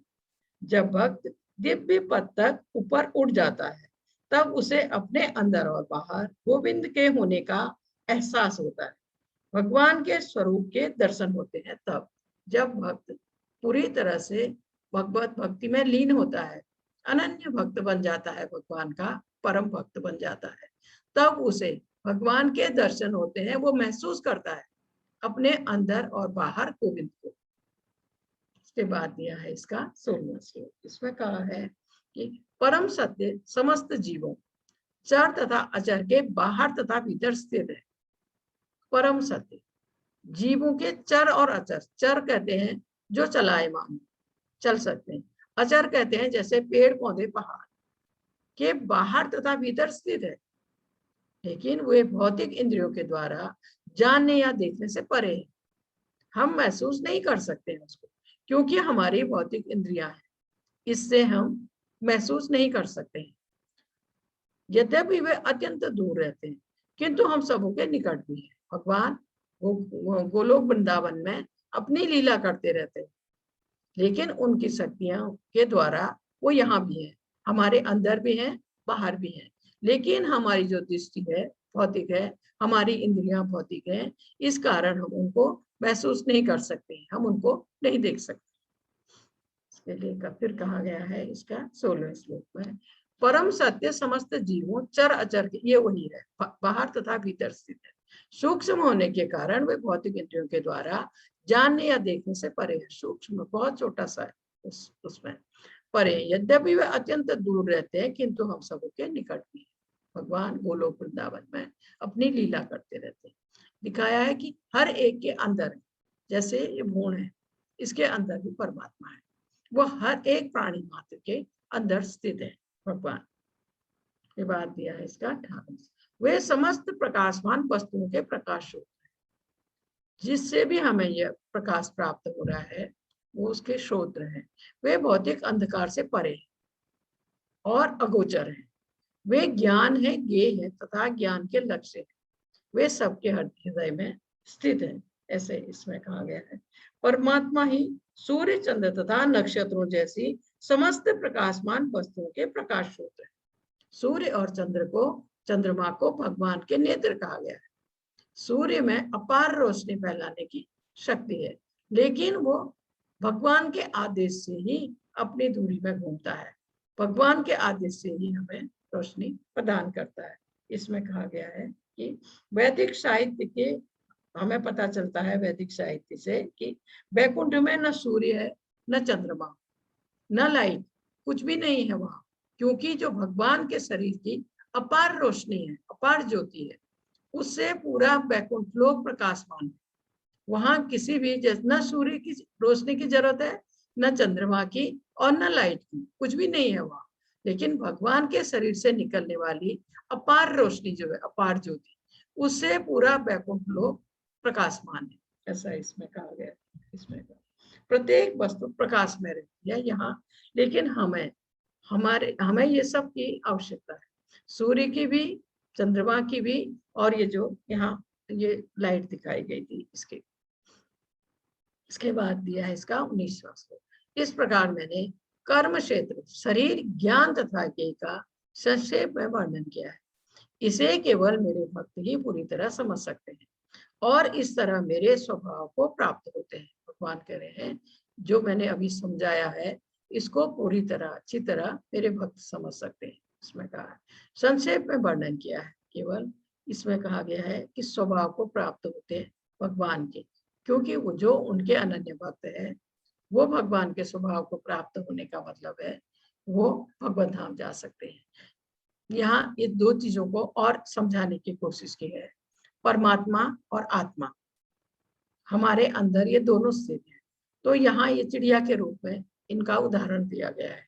ये एक पेड़ में बैठे हैं दोनों, जैसे ये प्रत्येक प्राणी के अंदर रहते हैं, उसमें परमात्मा तो खड़े हैं, देख रहे हैं कि आत्मा क्या कर रही है। आत्मा इस पेड़ का फल लेकर वो खा रही है, ठीक है, भगवान देख रहे हैं वो क्या कर रही है। इसी तरह जो भी हम कर्म करते हैं, अच्छे या बुरे, आत्मा स्वतंत्र है। जैसे हम कहते हैं दोनों साथ हैं, तो परमात्मा रोकते क्यों नहीं है जब आत्मा या हमारे द्वारा गलत काम होता है। तो उसमें कहा गया है भगवत गीता में कि आत्मा को स्वतंत्र छोड़ दिया गया है काम करने के, कर्म करने के लिए, और भगवान देखते रहते हैं, नोट करते रहते हैं। वो हमारे हर अच्छे बुरे कर्म के साक्षी हैं, गवाह हैं, वो सब वो नोट कर रहे हैं। उसी के अनुसार हमें अगला शरीर मिलेगा, अगले जीवन में अगला परिवार मिलेगा, सुख दुख जो हम हमारे कर्मों के अनुसार में सब कुछ मिलेगा। यहाँ तक कि व्यक्ति का रूप तक उसके द्वारा किए गए कर्मों पर निर्भर है।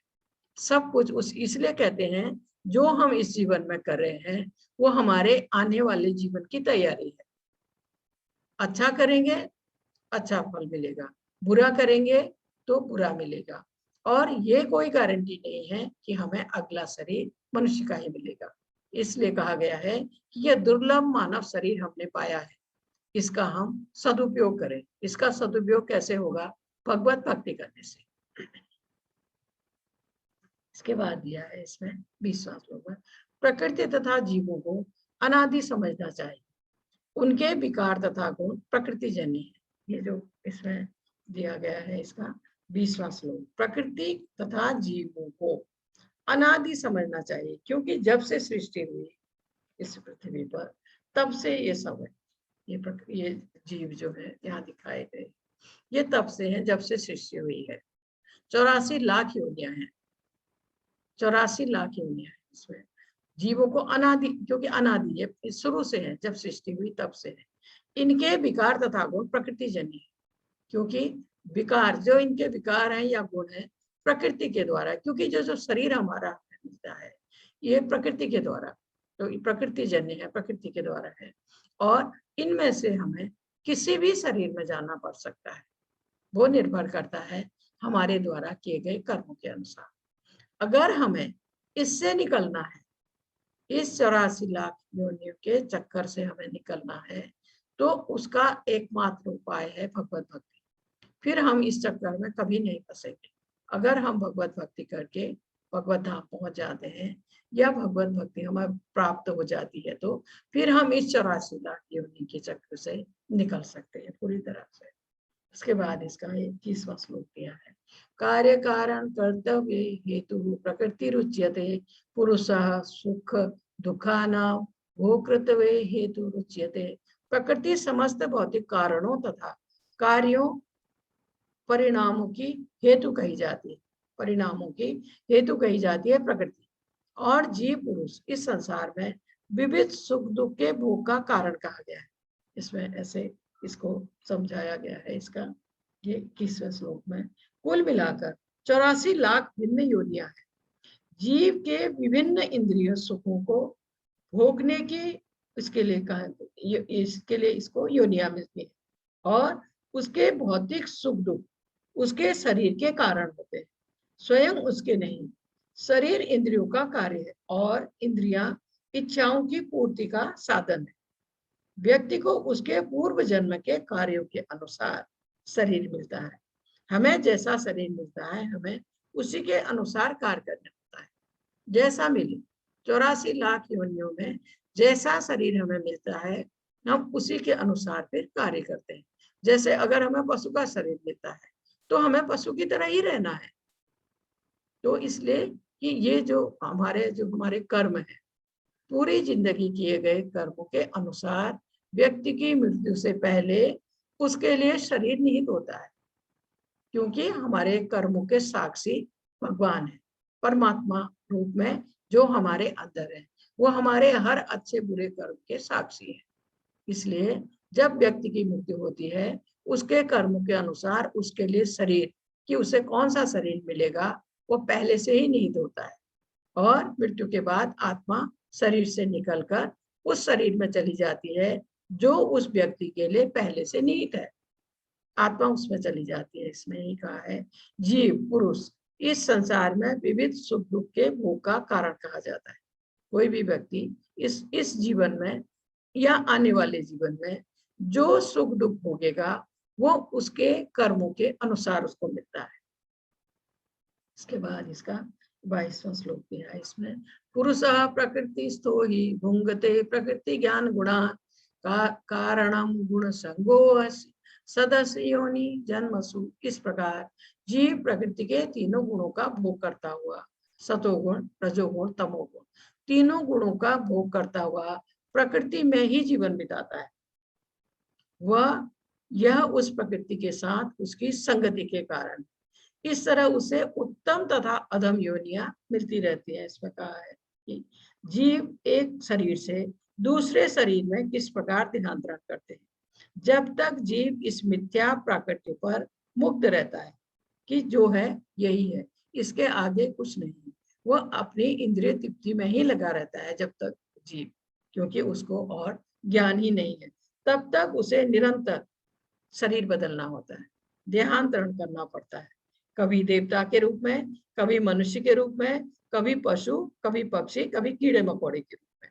इसमें कहा है जन्म लेता रहता है। यह क्रम चलता ही रहता है, यह क्रम हमेशा चलता ही रहता है जब तक वो भक्ति करके भगवत धाम, भगवत भक्ति की प्राप्ति न हो उसे, जब तक वो भगवत भक्ति की राह में आगे न बढ़े, उसका ये क्रम चलता ही रहता है।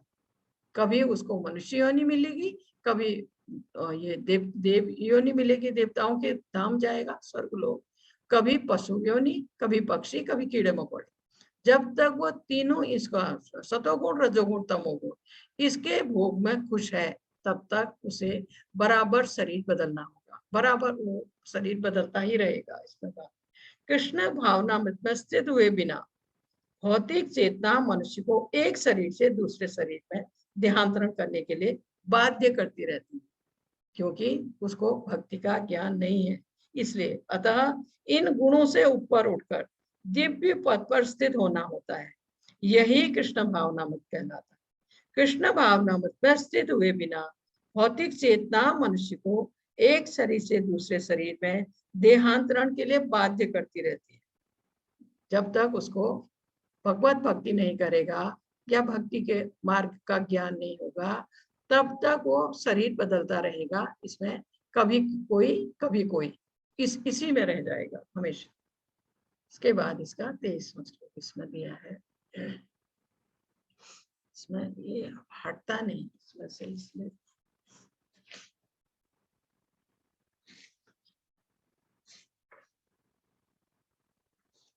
इस 22 और 23वां श्लोक इसमें कहा गया है, उपदिष्टा हनुमंता च भर्ता भोक्ता महेश्वर परमात्मेति चाप्युक्तो देहे अस्मिन् पुरुषः परा। तो भी इस शरीर में एक दिव्य भोक्ता है, इस शरीर में एक दिव्य भोक्ता है जो ईश्वर है, परमात्मा के रूप में दिखाया है नीचे। हमारे प्रत्येक के शरीर में परमात्मा के रूप में ईश्वर है, परम स्वामी है और साक्षी तथा अनुमति देने वाले के रूप में विद्यमान है। साक्षी है हमारे हर अच्छे बुरे कर्म के, तथा अनुमति देने वाले के रूप में विद्यमान है, जो परमात्मा कहलाता है इसमें, क्योंकि आत्मा और परमात्मा दोनों ही प्रत्येक प्राणी के शरीर में विद्यमान है। प्रत्येक प्राणी की, एक के नहीं, वो भक्त के भी और दूसरों के भी, प्रत्येक प्राणी के रूप में विद्यमान है। इसमें कहा गया है कि जीवात्मा के साथ निरंतर रहने वाला परमात्मा परमेश्वर का प्रतिनिधि, वह सामान्य जीव नहीं है। भगवान कहते हैं कि वे प्रत्येक शरीर में परमात्मा रूप में विद्यमान है। वे जीवात्मा के मित्र हैं, पर वे दिव्य हैं, क्योंकि हमारा शरीर नश्वर है, कभी भी नष्ट होने वाला है, लेकिन परमात्मा दिव्य है। वो हमारे शरीर में है लेकिन वो दिव्य है, इसमें कहा गया है। और मित्र कहे, आत्मा तथा परमात्मा भिन्न है, पर परमात्मा की अनुभूति के बिना जीवात्मा कुछ भी नहीं कर सकता। इसमें तथ्य यह है कि प्रत्येक जीव परमेश्वर का अंश है, दोनों ही मित्र रूप में घनिष्ठता पूर्वक संबंधित है। बुद्धिमान व्यक्ति परमात्मा में अपना, इसमें कहा गया है, परमात्मा में अथवा भगवान में श्रद्धा रखता है, वह सच्चिदानंद जीवन की ओर प्रगति करने लगता है। इसमें कहा है कि जिसको ये बुद्धि आ जाए, जिसको ये ज्ञान हो जाए कि बिना भगवत भक्ति किए वो इस भौतिक बंधन से नहीं निकल पाएगा, ये ज्ञान हो जाए जिसको, वो भगवत भक्ति करने लगता है, क्योंकि उसको एहसास होने को होता है कि परमात्मा मेरे हृदय में स्थित है। पर आत्मा परमात्मा दोनों है, ठीक है, तो उसको ये ज्ञान हो जाए तो वो भगवत भक्ति करने लगता है। इसमें कहा, इसके बाद यह इसका 24वां श्लोक, इसमें कहा गया है, जो व्यक्ति प्रकृति जीव तथा प्रकृति के गुणों की अंतःक्रिया से संबंधित इस विचारधारा को समझ लेता है, उसे मुक्ति की प्राप्ति सुनिश्चित है। जो व्यक्ति प्रकृति को समझ लेता है, प्रकृति के जो 3 गुण है उनको समझ लेता है, जीव तथा प्रकृति के गुणों की अंतःक्रिया कि ये गुण हमें किस प्रकार किस क्रिया से इस बंधन से और बांधते हैं और किस क्रिया से हम इस बंधन से मुक्त हो सकते हैं, इसमें कहा है। विचारधारा को समझ लेता है, उसे मुक्ति की प्राप्ति सुनिश्चित है, क्योंकि जब वो ये समझ जाएगा कि मैं किस प्रकार इस बंधन से निकलूं, वो जान जाएगा कि प्रकृति के गुण हमें कब मुक्त कर सकते हैं, तो वो सीधे भगवत भक्ति करने लगेगा। भगवत भक्ति की राह में जब वो आगे बढ़ रहा है धीरे धीरे, तो उसे सुनिश्चित ही है कि उसको मुक्ति की प्राप्ति सुनिश्चित हो जाएगी। वो मुक्त हो जाएगा इस भवबंधन से। उसकी वर्तमान स्थिति भले ही कैसी हो, वो वर्तमान स्थिति में कैसी स्थिति में है, अगर वो भगवत भक्ति कर रहा है, भगवान के समर्पण है, उनके समर्पित किया उसने अब भगवान के चरणों में अपने को, तो ऐसे व्यक्ति का पुनर्जन्म नहीं होगा, उसको वो सीधा भगवत धाम जाएगा, क्योंकि वो भगवत भक्ति में लीन है, अनन्य भक्त बन गया है भगवान का, परम भक्त। तो वो उसका पुनर्जन्म नहीं होगा, कहने का मतलब है वो सीधा भगवत धाम जाएगा। यहाँ फिर से दिखाया है, मैं ये कई बार आपको बता चुकी हूँ, परीक्षित महाराज और सुखदेव गोस्वामी। सुखदेव गोस्वामी परीक्षित महाराज को भागवत महापुराण सुना रहे हैं और यहाँ सारे ज्ञानी लोग बैठे हैं। सब के बाद दिया है इसका 25वां। कुछ लोग परमात्मा को ध्यान के द्वारा अपने भीतर देखते हैं, तो दूसरे लोग ज्ञान के अनुशीलन द्वारा, और कुछ ऐसे हैं जो निष्काम कर्मयोग द्वारा। 3 तरह से बताया गया है। और ध्यान के द्वारा, ये देखिए ध्यान में बैठ के परमात्मा को जानने की कोशिश करें, और यहाँ ज्ञान के द्वारा शास्त्रों को पढ़ के और ज्ञान के अनुशीलन द्वारा, और कुछ निष्काम कर्म करके, जैसे ये खेत जोत रहे हैं, ये इसलिए नहीं कि अपने लिए अनाज उगाने के, भगवान के लिए फूल और तुलसी उगाने के, तो ये निष्काम, इस काम से उसको कोई फल नहीं चाहिए, या ना ही वो किसी फल की इच्छा से ये काम कर रहा है। तो तीनों तरह से भगवान को जानने की कोशिश है इसमें। इस यहाँ फिर दिया है कि ऐसे भी लोग हैं जो यद्यपि आध्यात्मिक ज्ञान से अवगत नहीं होते, पर अन्यों से परम पुरुष के विषय में सुनकर उनकी पूजा करने लगते हैं। वे लोग भी प्रमाणिक पुरुषों से श्रवण करने की मनोवृत्ति होने के कारण जन्म तथा मृत्यु पथ को पार कर जाते हैं। ऐसे भी लोग हैं जैसे वो पहले भक्त नहीं है, लेकिन महापुरुषों से सुनकर या भक्तों से सुनकर वो धीरे धीरे भगवत भक्ति की राह में आगे बढ़ने लगते हैं। पहले वो नहीं पूजा करते हैं, भगवान का ध्यान नहीं करते हैं, लेकिन सुनकर वो उस मार्ग पर आगे बढ़ रहे हैं, धीरे धीरे आगे बढ़ते जाते हैं। तो ऐसे व्यक्ति भी जन्म और मृत्यु पथ को पार कर जाते हैं। यहाँ दिखाया है भगवान कपिल देवहूति। देवहूति कर्दम मुनि की पत्नी थी। कर्दम मुनि महान तपस्वी थे, ऋषि थे, लेकिन वो तब ये देवहूति भक्त नहीं थी। जब इनके पुत्र रूप में भगवान कपिल आए, तब ये उनसे सुनकर भगवान की अनन्य भक्त बन गई। इसने अपने पुत्र को अपना गुरु माना और उससे दीक्षा ली। तो कहा है कि दूसरों से सुनकर, महापुरुष से सुनकर, आध्यात्मिक लोगों से सुनकर, भक्तों से सुनकर जो व्यक्ति इस राह में आगे बढ़ता है, वो भी जन्म मृत्यु के पथ को पार कर जाता है। इसके बाद इसका 27वां श्लोक दिया, हे भरतवंशियों में से यह जान लो कि चर तथा आचर जो भी तुम्हें अस्तित्व में दिख रहा है, वह कर्म क्षेत्र तथा क्षेत्र के ज्ञाता का संयोग मात्र है। भगवान कह रहे हैं यह चर तथा अचर, चलायमान चीजें जो है वो, और जो अचर चीजें हैं जैसे पहाड़, पेड़, जो भी तुम्हें अस्तित्व में दिख रहा है, जो कुछ भी तुम्हें दिख रहा है, वह कर्म क्षेत्र तथा क्षेत्र के ज्ञाता का संयोग मात्र है। कर्म क्षेत्र जहाँ व्यक्ति कर्म करता है, कर्म क्षेत्र और क्षेत्र के ज्ञाता का संयोग मात्र है, उसका संयोग मात्र है। यह व्यक्ति ये मशीन को ठीक कर रहा है, ये इसका कर्म क्षेत्र है। के बाद दिया है इसका 28वां, समम सर्वेषु भूतेषु तिष्ठन्तं परमेश्वरं विनश्यन्ति विनश्यन्तं यह पश्यति पश्यति। जो परमात्मा को समस्त शरीरों में आत्मा के साथ देखता है, और जो यह समझता है कि इस नश्वर शरीर के भीतर न तो आत्मा न ही परमात्मा कभी भी विनिष्ट होते हैं, वही वास्तव में देखता है, ऐसा इसमें कहा गया है। क्योंकि हमारे शरीर में दोनों है, आत्मा भी परमात्मा भी, और वो ये भी समझता है कि इस नश्वर शरीर वो दोनों दिव्य है, आत्मा भी परमात्मा भी दिव्य है, लेकिन हमारा शरीर नश्वर है, किसी भी क्षण नष्ट होने वाला है शरीर। वो दोनों हैं इस नश्वर शरीर के अंदर, तब भी परमात्मा और आत्मा किसी प्रकार उन्हें हम कोई क्षति नहीं पहुंचा सकते हैं। वे आत्मा तक अजर और अमर है, ठीक है। उनको किसी भी प्रकार की, जबकि भौतिक शरीर में है, वो हमारे भौतिक शरीर, तभी उनका सब कुछ आध्यात्मिक है और वो दिव्य है। दिव्य शब्द ज्यादा उपयोग है, वो दिव्य है, आत्मा भी और परमात्मा भी इसमें कहा है। और वो परमात्मा कभी भी नष्ट होने वाले नहीं है, वही वास्तव में देखता है। जिसको ये ज्ञान हो जाए वही वास्तव में देखता है। ये आत्मा, ये परमात्मा को दिखाया गया है, जो प्रत्येक प्राणी के अंदर, वो पक्षी है, मनुष्य है, पशु है, ये भगवत भक्त है, सबके अंदर विद्यमान है। इसके बाद दिया है इसका 29वां श्लोक। जो व्यक्ति परमात्मा को सर्वत्र तथा प्रत्येक जीव में समान रूप से वर्तमान देखता है, जो व्यक्ति यह समझता है, यह जानता है कि परमात्मा प्रत्येक के अंदर, प्रत्येक प्राणी मात्र के अंदर है, वर्तमान में है, वह अपने मन के द्वारा अपने आप को भ्रष्ट नहीं करता।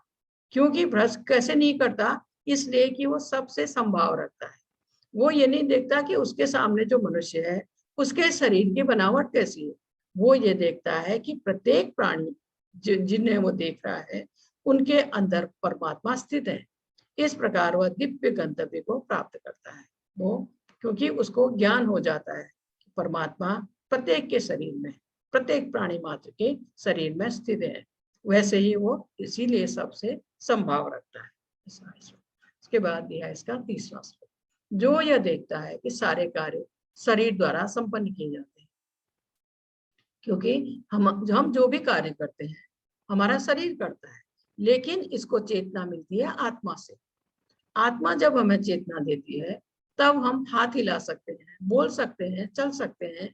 ये चेतना हमें मिलती है आत्मा से। आत्मा जब चेतना देती है तभी शरीर अपने सारे कार्य को संपन्न करता है, जिसकी उत्पत्ति प्रकृति से हुई है। हमारे शरीर की उत्पत्ति प्रकृति से हुई है।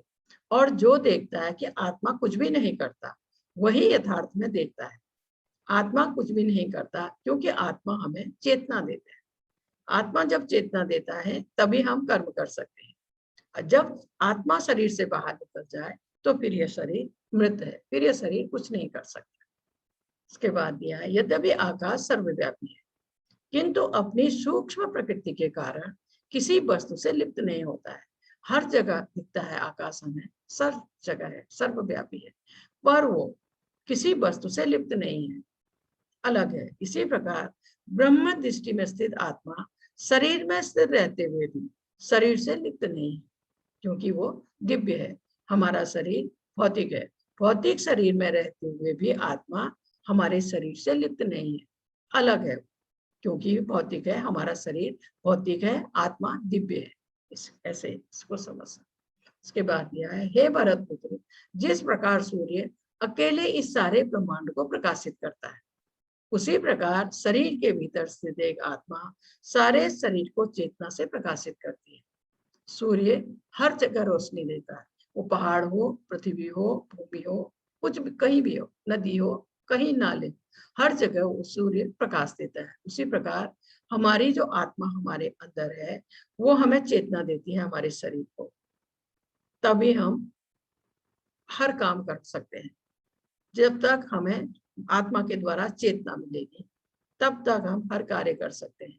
इसमें कहा है कि जैसे सूर्य का प्रकाश ब्रह्मांड को प्रकाशित करता है, उसी प्रकार आत्मा की चेतना से हमारा शरीर प्रकाशित रहता है। इसके बाद दिया है इसका, जो लोग ज्ञान के चक्षुओं से शरीर तथा शरीर के ज्ञाता के अंतर को देखते हैं, ज्ञान के चक्षुओं से शरीर तथा शरीर के ज्ञाता के अंतर को देखते हैं, भव बंधन से मुक्ति की विधि को भी जानते हैं, उन्हें परम लक्ष्य प्राप्त होता है। उन्हीं को परम लक्ष्य प्राप्त होता है जो ये जानते हैं। शरीर और शरीर के ज्ञाता, शरीर को जानने वाला कौन है? परमात्मा, अंतर को भी देखते हैं और इस अंतर को भी देखते हैं। भव बंधन से मुक्ति की विधि को भी जानते हैं, उन्हें परम लक्ष्य प्राप्त होता है। भव बंधन से मुक्ति की विधि क्या है? भगवत भक्ति, उसके सिवा और कोई उपाय नहीं है इस भव बंधन से मुक्ति का।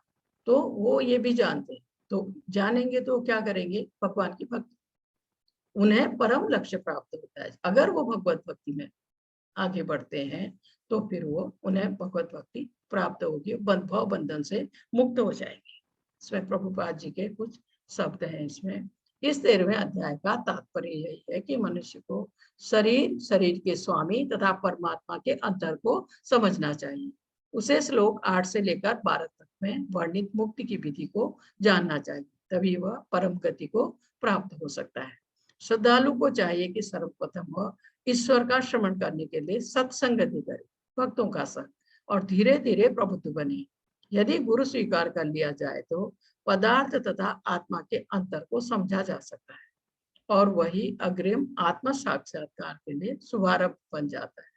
गुरु अनेक प्रकार के उपदेशों से अपने शिष्यों को देहात्म बुद्धि से मुक्त होने की शिक्षा देता है। उदाहरणार्थ भगवद गीता में कृष्ण अर्जुन को भौतिक बातों से मुक्त होने के लिए शिक्षा देते हैं। मनुष्य यह तो समझ सकता है कि वह शरीर या शरीर पदार्थ, इसे 24 तत्वों से विश्लेषित किया जा सकता है।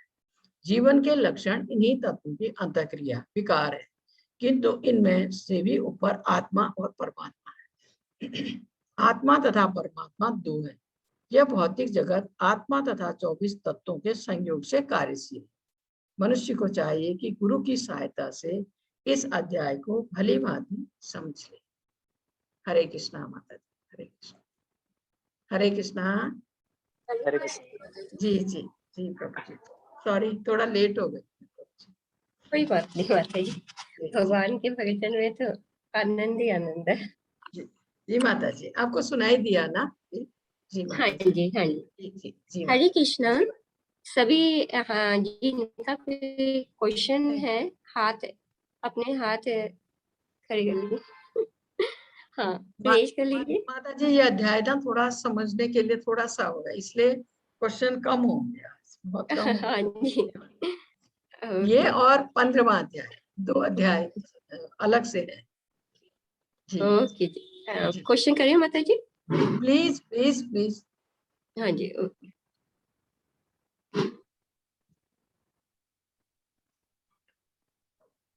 हाँ, वीरेंद्र प्रभु जी, अपना क्वेश्चन कीजिए। हरे हरे कृष्णा, कृष्णा। बोलिए बोलिए बोलिए। माता जी, जो भौतिक संसर्गों से या इंद्रिय विषयों से जो सुख हमें प्रतीत होता है माता जी, जी जी। क्या वो माता जी सही नहीं है क्या माता जी? को क्या प्रभु जी? भौतिक इंद्रियों से जो सुख हमें प्रतीत होता है माता जी, जी वो सुख जो इंद्रिय जी विषयों से हम लेते हैं माता जी। जी जी जी प्रभु जी, वो गलत नहीं है, लेकिन क्या है, अगर हम इंद्रियों का ही सुख भोगते रहेंगे तो जैसे आज दिखाया था ना, हम 84 लाख योनि में ही चक्कर काटते रह जाएंगे। तो क्या ये आपको अच्छा लगेगा? नहीं ना, नहीं लगेगा ना। इंद्रियां हमें इस भौतिक बंधन की ओर खींचती हैं प्रभु जी। जो भौतिक बंधन में हम हैं, सतोगुण रजोगुण तमोगुण, ये प्राकृतिक बंधन है। प्रत्येक व्यक्ति जो इस भौतिक जगत में पैदा होता है, इन बंधनों से बंधा हुआ होता है। इससे हम तब निकल पाएंगे जब हम भगवत भक्ति करेंगे। प्रभु जी, ये कोई वो नहीं है कि अगर हमको जो इंद्रिय सुख हमें मिल रहे हैं या जो भौतिक सुख हमें इस जीवन में मिल रहा है, अगर हमें वही स्वीकार है तो फिर आपको कुछ करने की आवश्यकता नहीं है।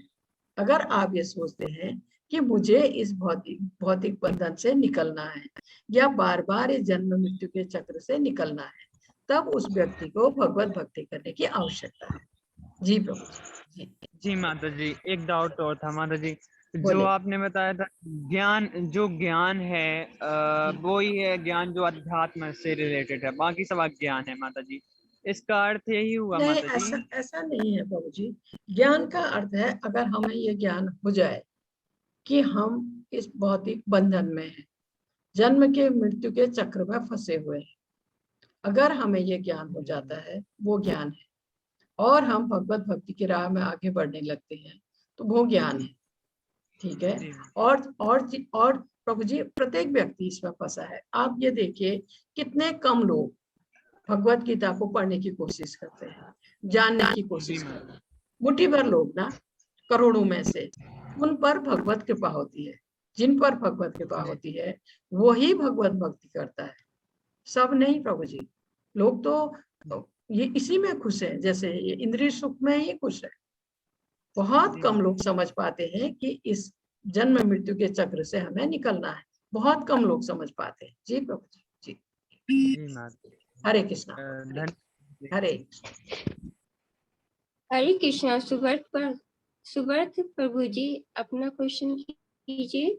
माता जी हरे नमस्ते। माता जी हरे कृष्णा। हरे कृष्णा। माता जी आपको आपका बेटा नामनिष्ठ प्रभु एंड मैं तो हर वक्त उनका लेक्चर भी अटेंड करता हूँ 8 जी से 9 सुबह का जो होता है। एंड जी अब कभी कभी हमारा बातचीत पे आईआईटी के तौर पर होता है, क्योंकि मैंने जी। बताया कि मैं हमारा आईआईटी बॉय में जब ऐसे नोटिस आया था no religious instruction will be given, क्योंकि हम लोग जो एक स्टाफ रहते हैं उनका घर में सैटरडे के दिन से तो छुट्टी रहता है। हम लोग जाते हैं उधर, कीर्तन होता है, कुछ टीचिंग्स होते हैं जी एंड अब सबको टेस्ट प्रसाद खा के आते हैं and बहुत जी अच्छा लगता है वो सब। जी प्रभु जी। एंड ये काफी जगह होता है प्रभु जी। ये मैं एक बार ऋषिकेश में गई थी। ऋषिकेश में वहां भी 3-4 जो डॉक्टर हैं उन्होंने शुरू किया है। वो भी हर सैटरडे संडे को एक के घर में, कभी किसी के घर में, कभी किसी के घर में कीर्तन करते हैं। जी प्रभु जी। और कहीं से प्रसाद बन के भी आता है। जी प्रभु जी। एंड मुझे नामनिष्ठ प्रभु जी भी पता है कि उनका आईआईटी कानपुर में भी उन लोग एक भक्ति वेदांत ग्रुप स्टार्ट किए थे। तो बहुत दिनों के बाद प्रभु जी गए थे, उनका उस ग्रुप में अभी कोई प्रोफेसर ऐसे लिए हैं, चालू भी है। बहुत खुश हो गए। पुराना स्टूडेंट है, नया स्टूडेंट में उसने हिस्सा लिया है। तो मैंने बहुत रुचि दिखाई और मुझे इन्वाइट किया था कि हमारा मंदिर होने के बाद मैंगलोर से मुंबई तो नजदीक है, आ जाइए। I am very happy. इतना कार्य व्यस्त रह के भी जब अपना आईआईटी के कोई प्रोफेसर को देखते, कोई स्टूडेंट को देखते हो, तुम इतने खुश हो जाते हो, उनके प्रति अपना संवेदना ज्ञात करते हो। आज हम देखने के लिए बहुत अच्छा लगा। एंड उसी तरह आपका लेक्चर मुझे बहुत अच्छा लगता है। मैं तो बहुत बार बोल चुका हूँ कि कभी छोड़ते नहीं। आज एक मेरा एक प्रश्न है। आपका लास्ट सेकंड स्लाइड पे एक था कि ओनली जो बोले कि सिर्फ इंडिया लोगों के लिए वही है, जो संसार के लोगों के लिए, क्योंकि इस्कॉन पूरे संसार में व्याप्त है। जो सुख सुविधा है, जो कृष्णा कृष्णा कृष्णा भक्ति है, is not only for India. आपने इंडिया के बारे में बताया, क्योंकि लेकिन it should be for the people all around the world. तो सेकंड लास्ट स्लाइड में ऐसा मैंने देख रहा था कि इंडिया के लोग एंड बाकी का सब्जेक्ट सब स्लाइड में मैडम आप एक माता जी आप एक पूछिए कि हम लोग तो सांसारिक है, तो हम लोग जॉब खत्म होने के बाद ही उस सेवा करेंगे, या फिर अगर ऐसा तो नहीं होगा। अगर हमारे बच्चे हमें नहीं पूछेंगे तो फिर तब हम तक बहुत देर हो जाए। तो मंदिर में तब तक बहुत देर हो जाए। अभी हाँ, जैसे आप जॉब कर रहे हैं और हाँ, अपना कर्म भी कीजिए, बहुत अच्छी तरह कीजिए। अपना फर्ज भी परिवार के प्रति, अपने पेरेंट्स के प्रति, सबके प्रति फर्ज होते हैं ना, वो भी पूरे कीजिए। लेकिन थोड़ा सा समय निकालिए भक्ति के लिए। प्रभु जी बात के लिए नहीं छोड़ सकते हम, पता नहीं हमारे पास कितना समय है। ठीक है, अभी से क्योंकि हमें इस भवबंधन से निकलना है। इतना हम समझ चुके हैं, हमें इस भौतिक बंधन से निकलना है, जन्म मृत्यु के चक्र से निकलना है। तो इसका एकमात्र उपाय है भगवत भक्ति। जैसे आप शुरुआत कीजिए ये महामंत्र के जप से। 1 माला का आपको समय हो, 2 माला का आपको समय हो, ये हमारी पहली पाठशाला है। जी प्रभु जी, इससे शुरू कीजिए। भागवत गीता आप सुन रहे हैं, कभी कभी समय हो 1-2 श्लोक पढ़ने की कोशिश कीजिए। और जो भागवत महापुराण के भी क्लास कुछ चल रही है, उनको अटेंड कीजिए। आपको समय हो, जितना समय है आपके पास, प्रभु जी थोड़ा समय निकालिए। हाँ माता जी जरूर, तो बहुत अच्छा लगता है। Thank you ma'am. Hare Krishna. Hare Krishna. जय कृष्ण। हरे कृष्णा। डीएन प्रभु जी आप अपना क्वेश्चन कीजिए।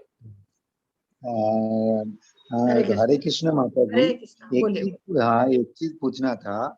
ये जो हमारा इंद्रियों सुख से भौतिक जीवन में जो इंद्रिय सुख है जी उससे जी बाहर आने के लिए जी ओनली भक्ति मार्ग ही है। जी भक्ति प्रभु मार्ग। जी, जी प्रभु जी, और कोई उपाय नहीं है, अच्छा, और कोई उपाय तो नहीं है, ये और कोई कृत्रिम उपाय नहीं है। लेकिन भक्ति करते करते अपने आप ही वो शांत हो जाएंगी या दब जाएंगी।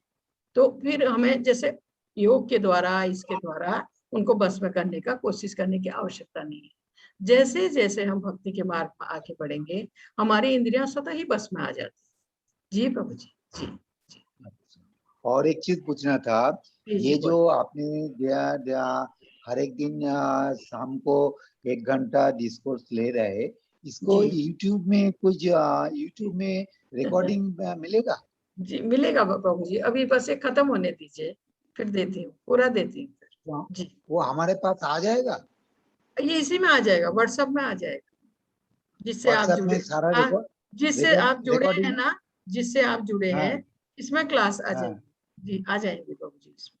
अच्छा आप अच्छा, हम तो आज फिर जी जी जी। हम तो जुड़े। हरे कृष्णा। ओके, उपेंद्र, हरे कृष्ण, उपेंद्र हरे प्रभु हरे जी कृष्ण। अपना क्वेश्चन। हरे कृष्णा जी। हरे हरे कृष्ण कृष्ण। माता जी। हरे कृष्णा प्रभु, बोलिए। माता जी, मन कितने समय में नियंत्रित होगा? प्रभु जी, ये सबसे बड़ी समस्या है। ये आपके साथ नहीं, सबके साथ है। जिसको बस में करना सबसे कठिन है। अभी 1-2 अध्याय पहले भगवान ने भी ये स्वीकार किया था कि मन अति चंचल है, हठीला है, और ये जब तक बस में नहीं है, आप ये सोचिए हम किसी शत्रु के साथ निवास कर रहे हैं, क्योंकि यह हमें काम क्रोध लोभ मोह की ओर खींचता है। मन को बस में करना अति आवश्यक है अगर हमें भक्ति के मार्ग में आगे बढ़ना है तो। और जब ये बस में हो जाए तो फिर ये हमारा परम मित्र है मन। प्रभु जी, ये बस में होगा भगवत भक्ति की राह में आगे बढ़ने से।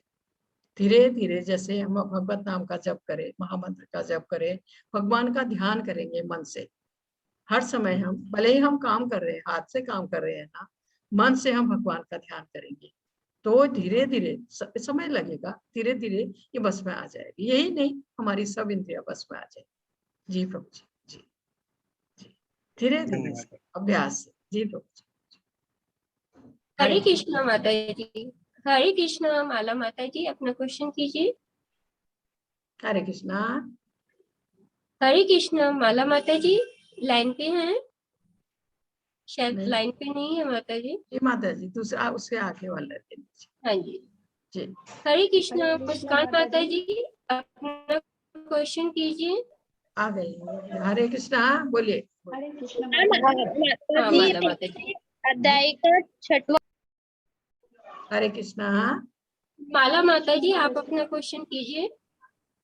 जी माता जी, मतलब हम जैसे माला जाप करते हैं ना, जी चैंटिंग करते हैं, तो जो माला होते हैं उसमें 108 बेट्स होते हैं। जी तो माला में क्या हुआ, उसपे कुछ वो घंटी होती है ना, पूजा वाली घंटी, वो गिर गई, तो उसका एक बीट टूट गया। तो उस माला से हम जाप कर सकते हैं माता जी? माता जी, उसको बनवा लीजिए ना। 108 कैसे नहीं जाप? है तो नहीं कर सकते। खंडित माला है तो भी नहीं है, उसको आप ठीक करवा लीजिए एक बीट और करके।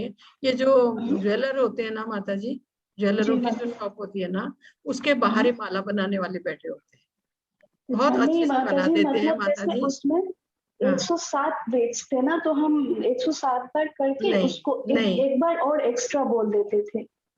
नहीं माता जी, तो ऐसा खंडित होने अच्छा नहीं है ना।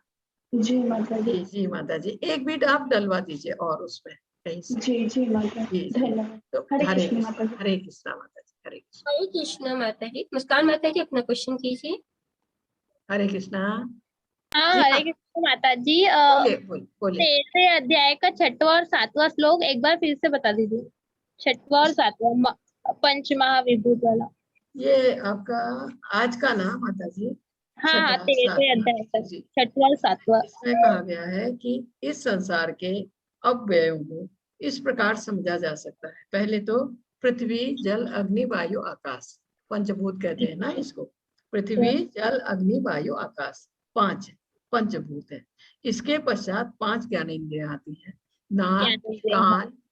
नाक, कान, आंख, जीभ और त्वचा, 5 ज्ञानेंद्रियां, 5 कर्मेंद्रियां आती है। ये आपके हाथ, पैर, मुंह, 3 हुए ना, लिंग और गुदा, नीचे के जो 2 है, 5 हो गए। तो ये और 5 जो ज्ञान इंद्रियां हैं उनके 5 विषय, ठीक है। वो है आपका जैसे त्वचा है स्पर्श, नाक का है स्मेल खुशबू, कान का है शब्द सुनना, मुंह का ये जीभ का है, जीभ का है रसना स्वाद लेना, और जो चमड़ी का है वो है स्पर्श। तो ये 5 उससे, कान का शब्द सुनना हो गया, आंख का रूप सुंदर रूप देखना चाहती है ना आंख, जीभ स्वाद, त्वचा स्पर्श, नाक का स्मेल, ये 5 हमारे ये हैं इंद्रिय विषय, ठीक है। इनके बारे में कहा गया है, इंद्रिय विषय के बारे में 5 इंद्रिय विषय है। ऐसे भी कह सकते हैं आप, गंध स्वाद रूप स्पर्श तथा ध्वनि शब्द के, इस प्रकार इन 24 तत्वों का समूह कार्य क्षेत्र कहलाता है। ये सब 24 हो जाते हैं माता जी गिन के। ये विकार इसमें कहा गया है, ये तत्वों का समूह उनके विकारों समेत जानना चाहिए हमें, हमको इसको उसे दार्शनिक अध्ययन द्वारा, क्योंकि इसमें दार्शनिक उसका ज्यादा वर्णन नहीं है। इसमें कहा है भगवत गीता में केवल सारांश दिया गया है। शरीर में 6 प्रकार के परिवर्तन होते हैं। हमारा शरीर 6 परिवर्तनों से गुजरता है, जन्म लेता है, बढ़ता है, संतान उत्पन्न करता है, क्षीण होता है, फिर अंत में मृत्यु या नष्ट हो जाता है। तो इसमें कहा गया है ये 6 परिवर्तन हमारे शरीर में होते हैं, और ये जो 24 मिलाकर ये जो तत्व है। जी माता जी। जी माता जी, जी धन्यवाद। हरे कृष्णा।